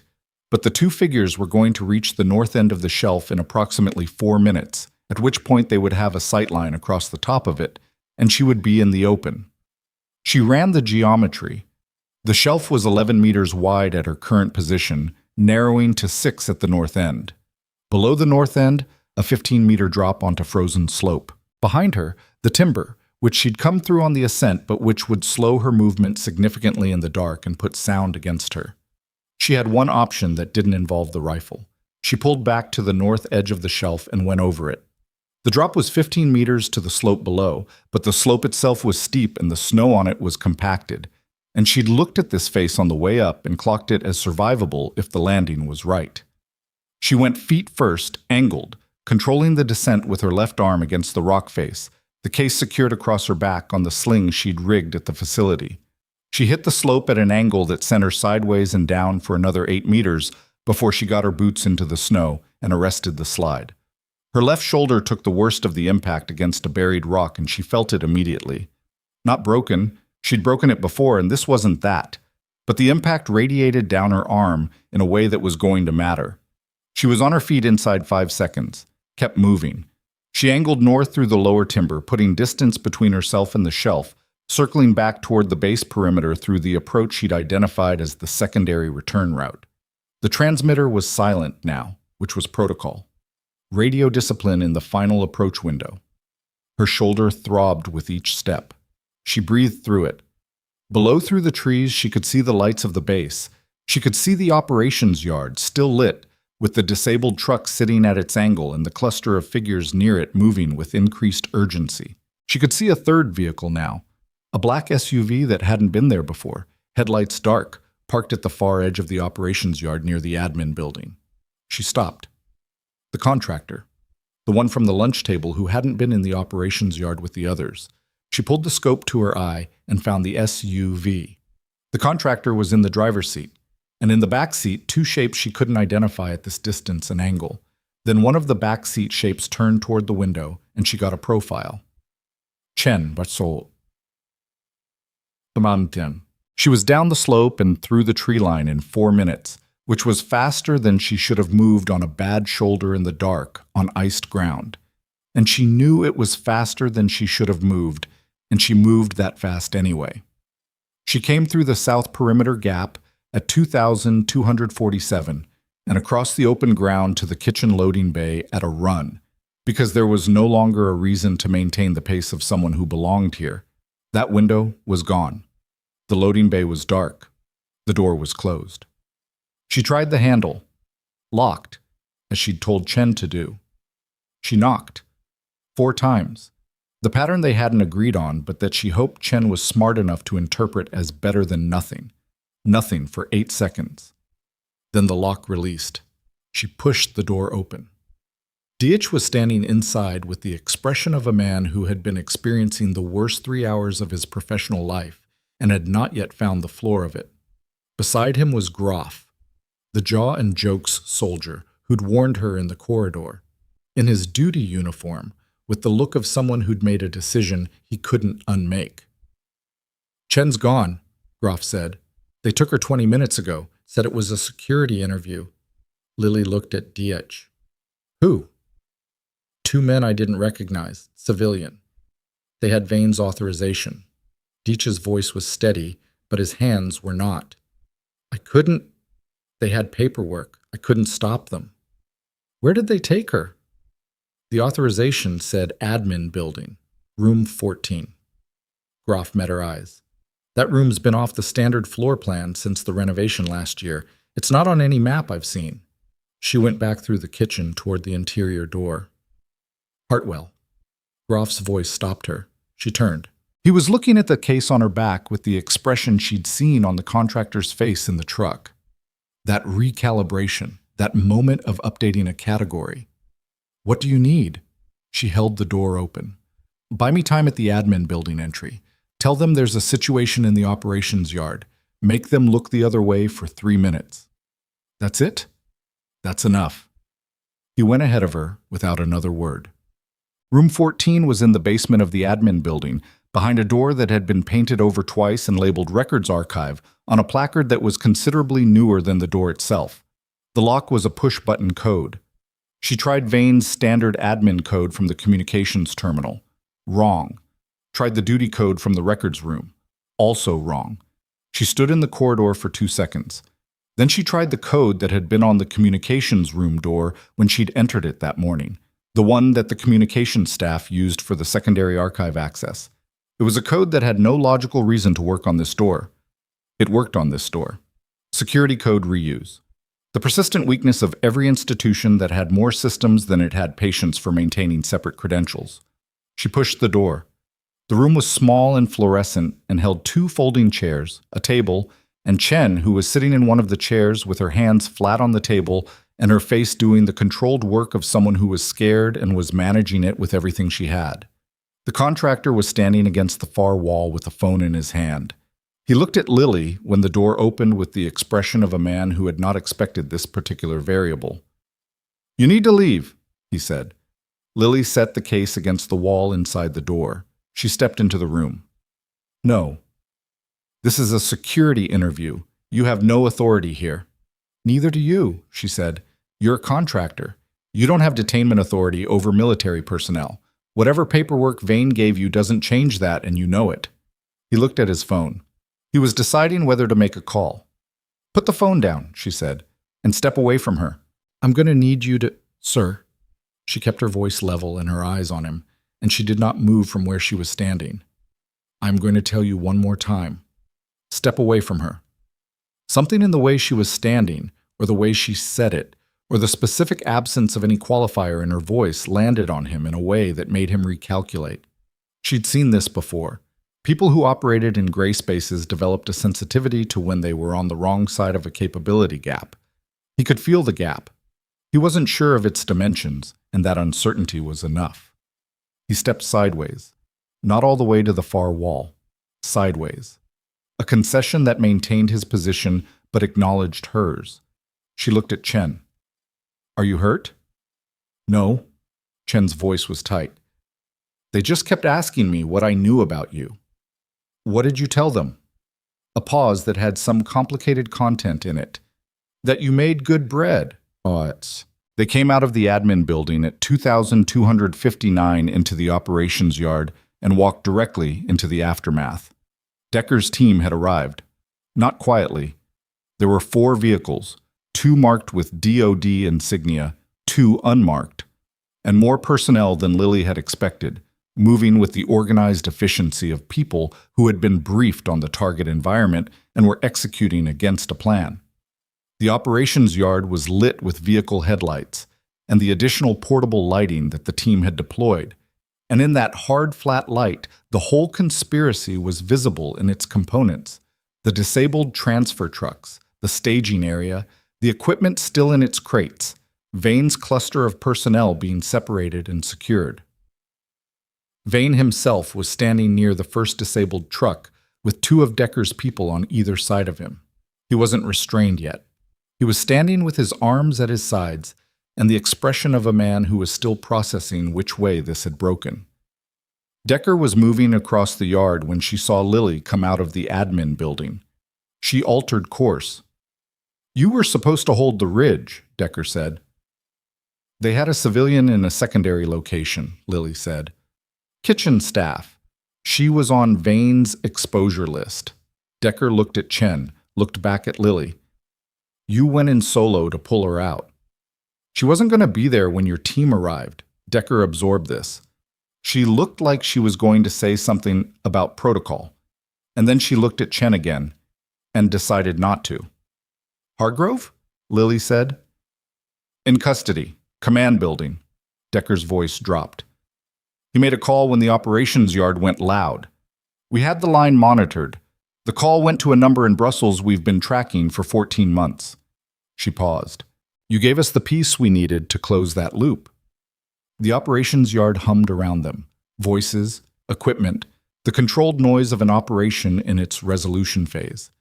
Lily stood in the middle of it in her kitchen whites with a suppressed rifle in a case on her back and a shoulder that was telling her with increasing urgency that the drop off the rock shelf had not been consequence-free. Across the yard, Vane saw her. He looked at her the way he'd looked at her in the mess hall. The same dismissal, the same category assignment. And then something shifted in his face as he registered the full picture. The case, Decker's posture toward her, the way the team's movement organized itself slightly around her without her asking it to. He looked at her for a long moment. Then he looked away. The formal debrief started at 0130 in the base command building, which had been effectively transferred to Decker's operational authority within an hour of the team's arrival. The commanding officer's office, Hargrove's office, was now an interview room, which was appropriate in a way Lily didn't spend time appreciating. She was the 3rd person they debriefed. Before her they did Groff, who had apparently provided what the lead interviewer described as extremely useful real-time observation of the yard during the approach, and Deitch, who had provided documentation of the kitchen delivery anomalies he'd noticed but not understood over the previous weeks. Lily sat across from the lead interviewer, a man named Carver, 50s, the specific kind of calm that came from having done this enough times to have stopped being surprised by human behavior, and a woman from the JAG office whose name she didn't catch. Carver had a folder. He opened it.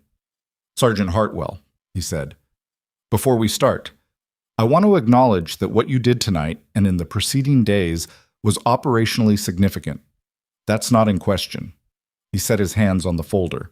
"What is in question is the method." "Ask what you need to ask," she said. "You left this installation without authorization." "Yes."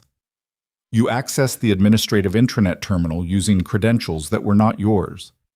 "Yes." "You accessed the physical records room through a ventilation panel."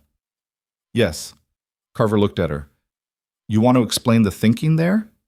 "The commanding officer was part of the operation," she said. "Every internal reporting channel on this base ran through his authorization structure. Going through normal channels meant walking the information directly to the people I was reporting." She met his eyes. "I went outside because inside wasn't an option." "You could have refused assignment, requested transfer, filed a complaint through—" "Reyes filed a complaint through a channel," she said. "He was reassigned in 12 hours, and there's a behavioral assessment in his record that will follow him until someone cleans it." The room was quiet for a moment. "Who trained you?" Carver said. The question landed differently than it probably would have landed on most people in the room. "7th program," she said. "Discontinued 2019. Carver looked at the folder. She knew he already knew this. The folder was not a discovery tool. It was a framing device, and he'd had her full record since before she sat down. "Program Meridian." "Yes." "You were listed as inactive." "I was inactive." "Until tonight." "Until 3 days ago," she said, "when I made the call from Kalispell." The JAG officer leaned forward slightly. "Sergeant Hartwell, for the record, the documents you accessed through the administrative terminal and the physical records room. Can you describe exactly what you retrieved and in what form?" Lily walked them through it. She was precise. She gave file reference numbers, timestamps, specific language from the documents she'd photographed. She laid it out in the same structure she'd built that first night over bread dough. Organized, sequential, stripped of everything that wasn't operationally relevant. Carver let her finish and then looked at his own notes. "The routing code on the intelligence document," he said. "You said you recognized the channel designation. It's a routing format I encountered in program work. I recognized it as a specific type of internal falsification, the kind designed to look like a legitimate intelligence summary from the outside, but that carries markers in the header format that identify it as a secondary channel document." She paused. "Someone who built that document knew exactly how to make it survive casual scrutiny and fail deep analysis. That's not an amateur product." "No," Carver said. "It's not." He closed the folder. "The Brussels connection Decker mentioned. We've been tracking that network for over a year. What you pulled in 3 days of kitchen duty gave us the domestic end of a chain we couldn't close from the foreign side." He let that sit for a second. "I need you to understand that the unauthorized access, the equipment you used, the manner of your departure from the installation, all of that is going to require a formal review process." "I understand." "It may result in disciplinary action." "I understand that too." He looked at her. "Does that bother you?" She considered the question for longer than he probably expected. "Yes," she said, "but not enough to have made different choices." At 0400, they let her out of the debrief. The base had a different quality to it now. Not quiet, not restored, but different. The operations yard was still active with Decker's team processing the scene. 2 additional vehicles had arrived from somewhere in the past 2 hours. The equipment crates were being inventoried under heavy documentation. The arrested personnel were in a holding facility that had been converted from the base security office. She walked to the kitchen. It was empty, the way it always was at 0400. The overnight lighting, the hum of the refrigeration, the smell of the previous day still faint in the air. She sat on the stool at the end of the prep table where she'd stood through more of the past 2 weeks than she could easily quantify, and she put her elbows on the surface and her hands against her face and stayed like that for a while. Her shoulder had been looked at by the team medic at 0200. Not broken. A significant soft tissue impact that was going to be a problem for 2 to 3 weeks, and that the medic had taped firmly and given her 2 things for the pain, one of which she'd taken and one of which she hadn't. She sat in the kitchen with her face in her hands. Not because she was falling apart. She wasn't. But there was a difference between the operational mode, the compressed, functional, forward-only processing that had carried her through the past 72 hours, and the moment after it, when the body remembered that it was a body and not a mechanism, and when the mind began to cycle back through the decisions and the near misses and the places where it could have gone differently. Chen, in the back seat of that SUV, the drop off the rock shelf. The moment in the prep room at the facility when she'd put her hand on the cold barrel and made the decision that she'd been avoiding making for 4 years. She thought about that decision now, with some distance on it. Whether it had been the right call, whether the 4 years of trying not to be that person had been wasted, or whether they'd been necessary, whether she'd needed to become the cook before she could use the rifle without it meaning what it had meant the last time she'd used it. She didn't arrive at a clean answer. She wasn't sure there was one. The kitchen door opened and Groff came in. He was still in his duty uniform. He looked like he'd been awake for 20 hours, which he probably had. He found the coffee, the regular brew, not the decaf, she noticed, and poured 2 cups without asking, brought one to her end of the prep table, set it down, sat on the adjacent stool.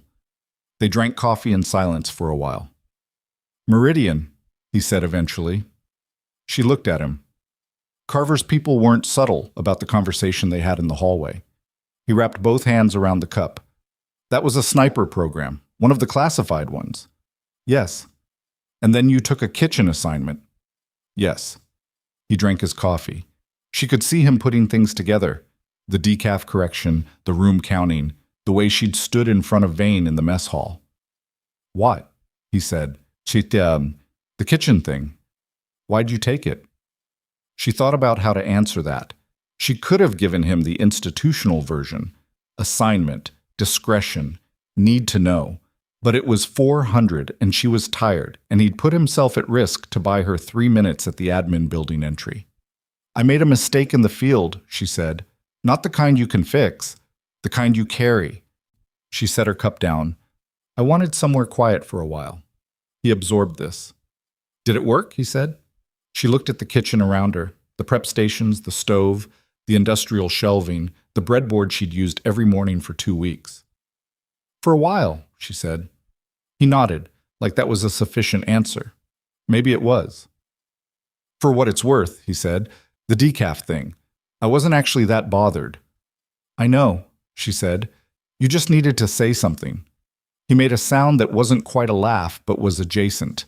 They finished their coffee. At 0450, Chen appeared in the kitchen doorway.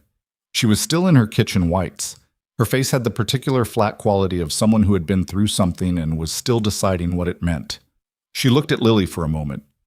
"Is it over?" she said. Lily thought about the formal review process, the disciplinary action that Carver had flagged, the Brussels connection, and the 14-month network investigation that was now going to move into a new phase.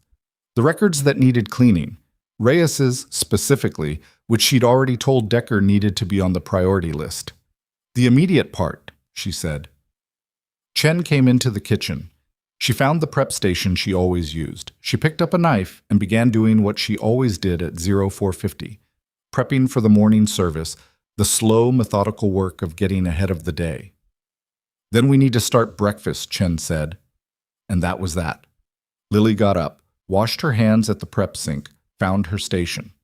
Outside, the Montana sky was beginning its slow shift from black to the particular dark blue that came before the first light hit the eastern ridgelines. The mountains were still invisible against it, just a darker edge of dark, but they were there. They were always there. She started the stock. The stock took 40 minutes to come up to temperature properly.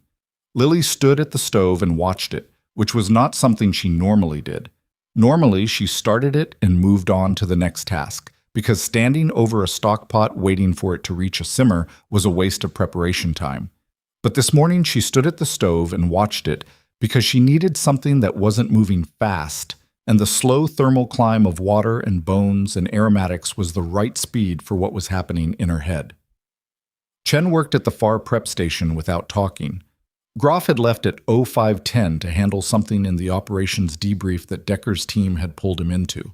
The kitchen was otherwise empty, and the silence between Lily and Chen was the comfortable kind. The kind that didn't need to be filled, that two people could occupy together without it meaning anything except that they were both still there. Outside, the eastern ridgelines caught the first light at 5:37. Lily watched it happen through the kitchen's high window. The dark blue shifting through a range of colors she'd never found adequate names for, the mountains emerging from their own shadow one angle at a time. It happened every morning. She'd watched it from this window for 2 weeks, and it had been background before. Now it was something she was paying attention to, and she wasn't entirely sure why. The stock reached a simmer. She turned the heat down and moved on.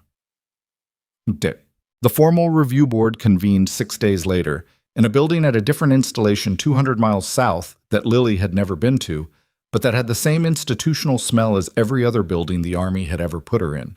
Industrial cleaning solution and recycled air and the particular quality of fluorescent lighting that flattened everything it touched. There were 4 people on the review board. One she recognized, a brigadier general named Foss, whom she'd encountered once, briefly, during the tail end of her Meridian service. He looked older. She supposed she did too. She sat across from them in her service uniform, which she'd retrieved from the storage unit in Billings along with the rifle case and which felt, after 2 weeks of kitchen whites, simultaneously more and less like herself. The review ran 3 hours. They went through everything in the sequence it had happened: the unauthorized terminal access, the records room entry, the departure from the installation, the contact with Decker's office, the ridge position, the shots, the admin building entry. She answered every question directly. She didn't minimize and she didn't embellish, and she didn't perform contrition she didn't fully feel, because performing it would have been dishonest, and she'd learned a long time ago that a review board could smell dishonest contrition the same way they could smell everything else that was wrong. The 4th board member, a colonel she didn't know, sharp-faced, the energy of someone who had decided before entering the room, said, "You understand that the manner of your actions, regardless of outcome, represents a significant violation of authorization protocols." "Yes," she said. "You don't seem particularly troubled by that." She considered the question. "I'm troubled by it," she said. "I made choices that violated the protocols I was trained to respect. That's not nothing. But the alternative was watching a weapons transfer to a foreign buyer while 3 or 4 people on an internal exposure list got processed out, or worse, and doing it correctly while those things happened didn't seem like a real option." She kept her voice level. "I'd make the same choices again. I think it's important to say that clearly rather than tell you what might be easier to hear." The colonel held her gaze for a moment. General Foss made a note on his pad. The review continued. At the end of the 3 hours, they excused her to a waiting room that held a vinyl couch, a water dispenser, and a window overlooking a parking lot. She sat on the couch and drank water and looked at the parking lot and waited. Decker appeared at 13:40. She didn't knock. She came in and sat in the chair across from the couch and set a folder on the table between them. "Brussels," Decker said. "The network. We've been working that for 14 months, and we had the foreign end reasonably mapped, but the domestic connection kept going cold. Every thread we pulled from outside led back to a domestic node we couldn't identify." She opened the folder. "The routing code you pulled from the administrative terminal matched a communication signature we'd flagged 18 months ago from a completely different operation. That match closed the loop." "How many people?" Lily said. "Domestically? We're at 11 confirmed. Vane, Hargrove, Whitmore are the military side anchor. The contractor, his name is Rennick. He runs a logistics consultancy out of Denver. He's the civilian interface. He's been running the acquisition side for 2 years. Decker paused. "The equipment was bound for a private security firm operating in 2 active conflict zones. The falsified intelligence report would have redirected a forward element of the 3rd Brigade directly into a position that benefited the firm's contract outcomes." Lily looked at the folder without opening it. "The soldiers who would have been redirected." "Yeah," Decker said. "That's the part that doesn't have a clean answer. We stopped it. But the operation had been running long enough that we don't know if there were earlier iterations that succeeded." A pause. "That's going to be a long investigation." "And Reyes." Decker's expression shifted slightly. Already in process. The behavioral assessment gets pulled from his record. He's being contacted through his reassignment installation. She met Lily's eyes. He's fine, physically, but I know, Lily said. That kind of thing doesn't come out of your record cleanly just because the paper does. Decker didn't argue with that. They sat for a moment. The board, Lily said. What are they going to do? I can't tell you what they'll decide, but I can tell you that Foss has read every piece of documentation from the past 2 weeks 3 times, and that he called me yesterday evening to ask about the breakfast pattern observation. Decker's mouth moved in something close to a smile. He wanted to know if you'd actually called the timeline compression from meal attendance numbers. I did. I told him that. She closed the folder. He said, and I'm quoting directly, "That's not something you teach." The board delivered its findings at 1500. The protocol violations were formally documented. That was going to be in her record. It was not going away, and she'd known it wasn't going away, and she sat across from the 4-person board and accepted it without visible reaction because it was accurate, and accurate things deserved to land cleanly. The colonel who'd pushed on her lack of contrition read through the formal citation language with the specific tone of someone who had argued for something in closed session and lost. She noted that, filed it. Then General Foss looked up from his notes. "Sergeant Hartwell," he said, "the board has discussed at considerable length how to characterize the events of the past 2 weeks." He set his pen down. "The protocol violations are documented. That's not negotiable, and you understand that." He paused. "But the board is also required to acknowledge that the actions in question, taken in their totality, represent the disruption of a foreign-connected procurement network that had been operating against U.S. military interests for a minimum of 2 years, the preservation of classified equipment valued at over $40 million, and the prevention of a combat element misdirection that would have placed a minimum of 60 soldiers in a compromised tactical position." He looked at her directly. "The board's position is that these outcomes warrant a recommendation for commendation to be filed concurrently with the protocol violation documentation." The room was quiet for a moment. "I'm also authorized to inform you," Foss continued, "that a separate office, one you're already familiar with, has requested your consideration for a return to active operational status. That request is not a board matter and carries no requirement on your part. It's information, not an instruction." She sat with that. "Do you have anything you want to say for the record?" Foss said. She thought about it. "Private Reyes," she said, "the remediation of his personnel record, I'd like that to be confirmed in writing before I leave today, not as a future action item." Foss looked at the administrative officer to his left. A brief exchange. The officer nodded. "Done," Foss said. "Then I don't have anything else," she said. She drove back towards Fort Raven Creek that evening. Not because she was assigned there. Her status at the installation was complicated, pending the full transition of the command structure that Decker's team was managing, and complicated status meant she had no specific duty requirement pulling her back.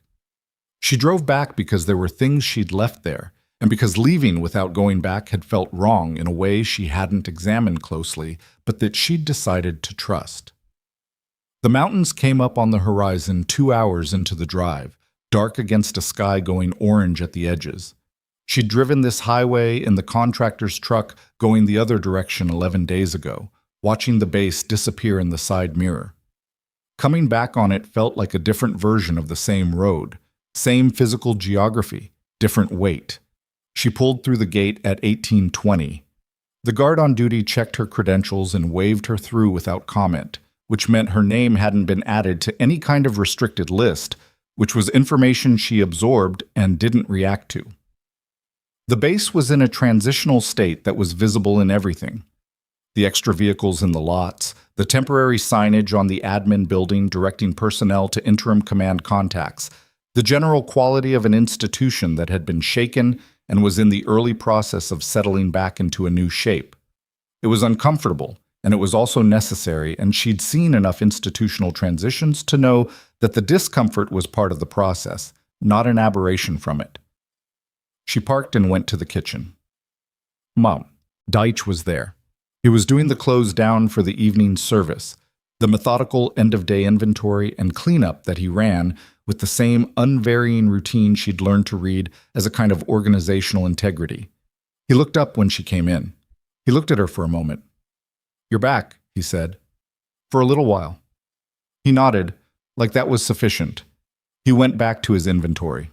She went to the prep station and stood at it, not because there was work to do, but because it was the natural place to stand in this room, and she needed a moment in a natural place.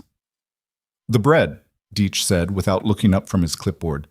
"The adjustment you made to the stock base, the yeast timing." She waited. "It was better," he said. "The bread. It was better than the standard template."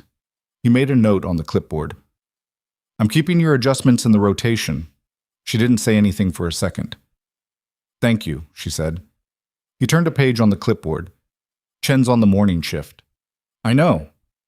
"She's been steady. Whatever you said to her." He paused. "She's got good instincts." "Yes," Lily said. "She does." She found Chen at 5:30 the next morning. Not in the kitchen. In the lot outside the kitchen entrance, where Chen was sitting on the concrete barrier with a cup of coffee and the particular stillness of someone who had come outside on purpose to be alone with the morning. The eastern ridgelines were just beginning their color shift. The air was the kind of cold that was sharp without being punishing. Lily came out and sat beside her on the barrier. Chen handed her the coffee without being asked. Lily took it, drank, handed it back. They watched the ridgelines for a while. "Are you leaving?" Chen said. "Soon.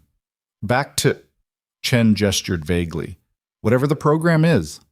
"Maybe. I haven't decided." Chen was quiet. She turned the coffee cup in both hands. "Can I ask you something?" "Go ahead." "The thing you said, about wanting somewhere quiet for a while." She looked at the mountains. "Did you find it? Here?" Lily thought about the bread dough at 200. The inventory counts. The 15-minute window between delivery and prep when the kitchen was just the kitchen, and the only problem was getting the stock temperature right. "Parts of it," she said. But quiet isn't the same as done," she said. "I was hiding in the quiet. That's different from being there for the right reasons." Chen absorbed this. "The mistake you mentioned, in the field." Lily looked at the mountains. "You don't have to—" Chen started. "There was a target," Lily said. "And there was someone adjacent to the target who shouldn't have been there. I had a window and I took it because I'd been told the window was clean." She paused. "The window wasn't clean." The morning was very still. "It wasn't your fault," Chen said. "I know whose fault it was," Lily said. "That doesn't change what the shot was." She set her hands on her knees. "I came here because I needed to be somewhere I wasn't making those decisions, and then I ended up making them anyway, because the situation required it." She exhaled. "I'm still working out what that means." Chen looked at her with the directness she'd deployed since the first week. The particular honesty of someone who hadn't yet learned to soften things for social ease, which was both her best quality and the one most likely to cause her problems in institutional environments. "It means you're the kind of person who makes the decision when someone has to," Chen said. "And that's not a thing that turns off just because you put on a different uniform." Lily looked at her. Chen shrugged, slightly self-conscious about having said it. "I'm just saying what I see." "You're perceptive," Lily said. "You said that before." "I meant it both times." Chen almost smiled. The sky above the eastern ridgeline had moved into the full morning color now, the hard, cold gold that this part of Montana produced in November, a color that didn't apologize for itself. It came up the same way every morning, regardless of what had happened the day before. She'd noted that from the kitchen window. She was noting it again from outside. She went to see Vane. She hadn't planned to. She'd planned to finish her time at the base, handle the administrative requirements related to the transition, and leave without that particular conversation. But the morning with Chen had shifted something in the order of her intentions, and by 0900 she was walking toward the temporary holding facility on the east end of the base where Vane was awaiting transfer to a federal holding installation. The facility guard checked her name against a visitor's list she hadn't known she was on. Apparently Decker had added it. She filed that under things to think about later. Vane was in a room that held a table and 2 chairs and the institutional lighting that flattened everything it touched. He was in civilian clothes now. His uniform had been taken when he was formally charged, and the civilian clothes made him look like a different kind of person, smaller in some way. The authority that the uniform had structured now absent. He looked at her when she came in. He didn't stand. She sat in the chair across from him and put her hands on the table and looked at him directly. Neither of them said anything for a moment. "I wondered if you'd come," he said finally. "I wasn't sure I would." He looked at the table surface. Something moved across his face that she didn't try to categorize. "How long did you know?" "I heard the conversation through the ventilation grate on my 11th night," she said, "but I'd been building context before that." "From the kitchen?" "Yes." He absorbed this. "We ran a complete personnel assessment on you when you arrived. Your file was clean, nothing that flagged a Meridian background."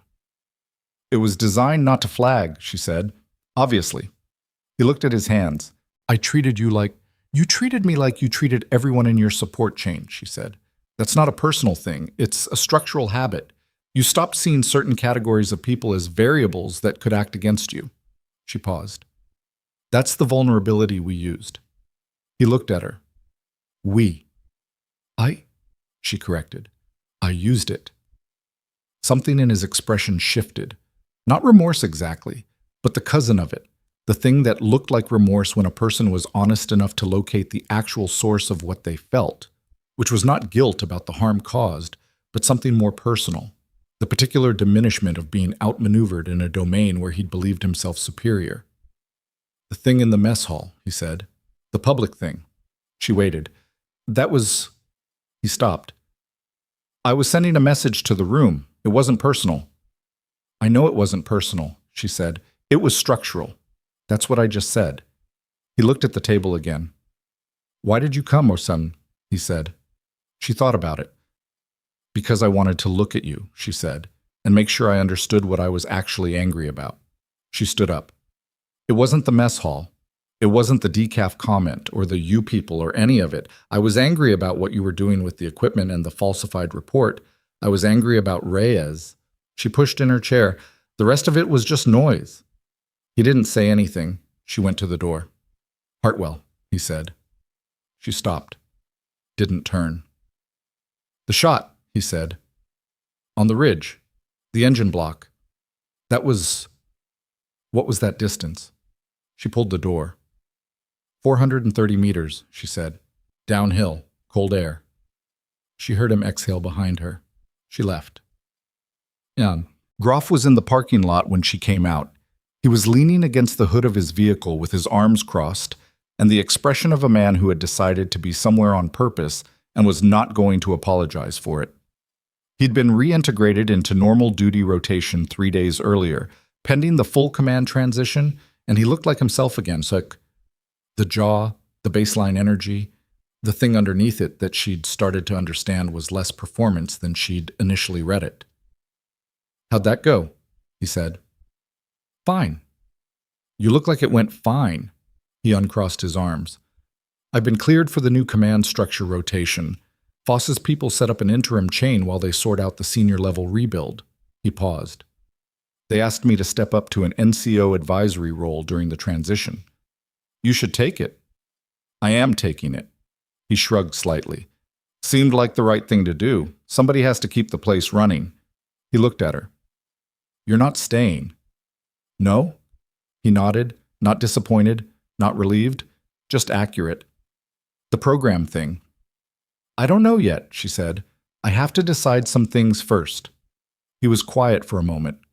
Around them, the base moved through its morning routines, the sound of a formation somewhere across the grounds, vehicles on the main road, the distant mechanical rhythm of the range. "For what it's worth," Groff said, "in 10 years here, I've never seen anything like what you did, and I've been around some capable people." She looked at him. "You've been around plenty of capable people. You just weren't paying attention to all of them." He took that. "Fair," he said. "Fair enough." They shook hands. His grip was solid and brief, the kind of handshake that didn't try to mean more than it was. She walked to her truck. The storage unit in Billings was her last stop before she left the state. She unlocked it and stood in the entrance looking at the contents, the rifle case in its new position after its return, the personal items she'd staged here when she'd accepted the Fort Raven Creek assignment, the boxes that held the previous version of her life in the labeled organization of someone who'd moved enough times to know how to pack for uncertainty. She pulled the rifle case out, set it on the concrete floor of the unit, opened it. The rifle was there the way it always was.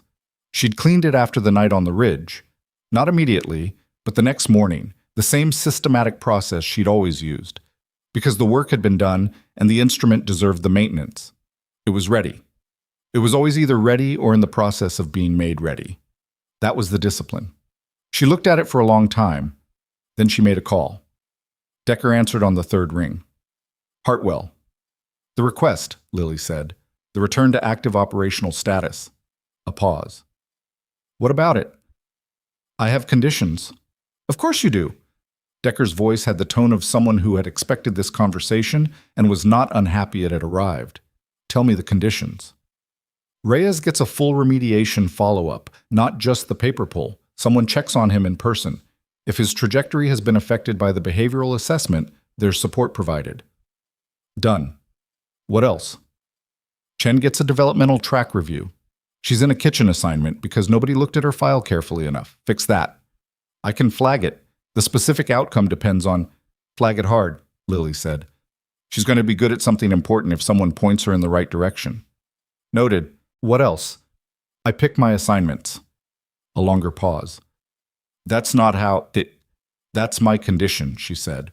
I'm not asking for a veto on the mission. I'm asking to know what I'm walking into before I walk into it.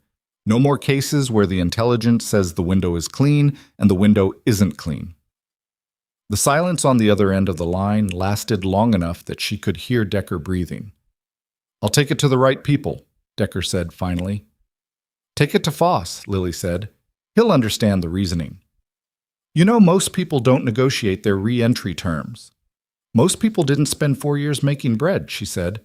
Decker made a sound that might have been a laugh if it had been willing to commit. I'll call you in 48 hours. I'll be driving. Of course you will. She hung up. She closed the rifle case, secured the latches, lifted it. She put it in the truck. Then she went back into the storage unit and found the box labeled personal. The one that held the things she'd packed when she'd accepted the kitchen assignment, the few items that were just hers and not her record and not her history and not her professional identity. She opened it. At the top was a photograph. She and 3 other people on a ridge somewhere she wasn't going to name, in kit, in the late light of a day she remembered precisely. She was the shortest person in the frame. She was also the only one looking directly at the camera. The others were looking at the landscape. She held the photograph for a moment, then she packed it back into the box and loaded the box into the truck and closed the storage unit and drove. She stopped once, 3 hours into the drive, at a diner outside Missoula, ordered coffee and eggs, sat at the counter. The diner was half full. A trucker at the far end, 2 women she took for locals in the booth behind her, a teenager at a table by the window doing something on a phone with the complete absorption of that particular age. The eggs were overcooked. The coffee was fine. She ate everything on the plate. The woman behind the counter, middle-aged, efficient, the kind of person who'd been doing this job long enough to read what a customer needed without asking, came by with the coffee pot. Refill? Please, Lily said. The woman poured, looked at her for a second, not invasively, just the brief read of someone whose work involved reading people. Traveling far? Far enough, Lily said. The woman nodded and moved on to the next customer. The diner ran its morning business around her. Plates moved. Conversations ran under the ambient noise. The teenager by the window laughed at something on the phone. Lily drank her coffee. She thought about the kitchen at Fort Raven Creek, the 0530 bread, the way the stock came up to temperature on a cold morning, the high window with the view of the ridgelines changing color. She thought about Chen sitting on the concrete barrier with her cup of coffee and the mountains going gold behind her. She thought about the ridge in the dark, and the cold coming off the mountain, and the steadiness of her own hands after 4 years of trying to put that steadiness away somewhere it couldn't be reached. She thought about the shot. 430 meters, downhill, cold air, The engine block of a truck carrying stolen weapons toward a buyer who would use them to put people in boxes they couldn't see coming. She thought about the difference between what she was and what she'd been trying not to be, and whether those were actually two different things or just the same thing viewed from different angles.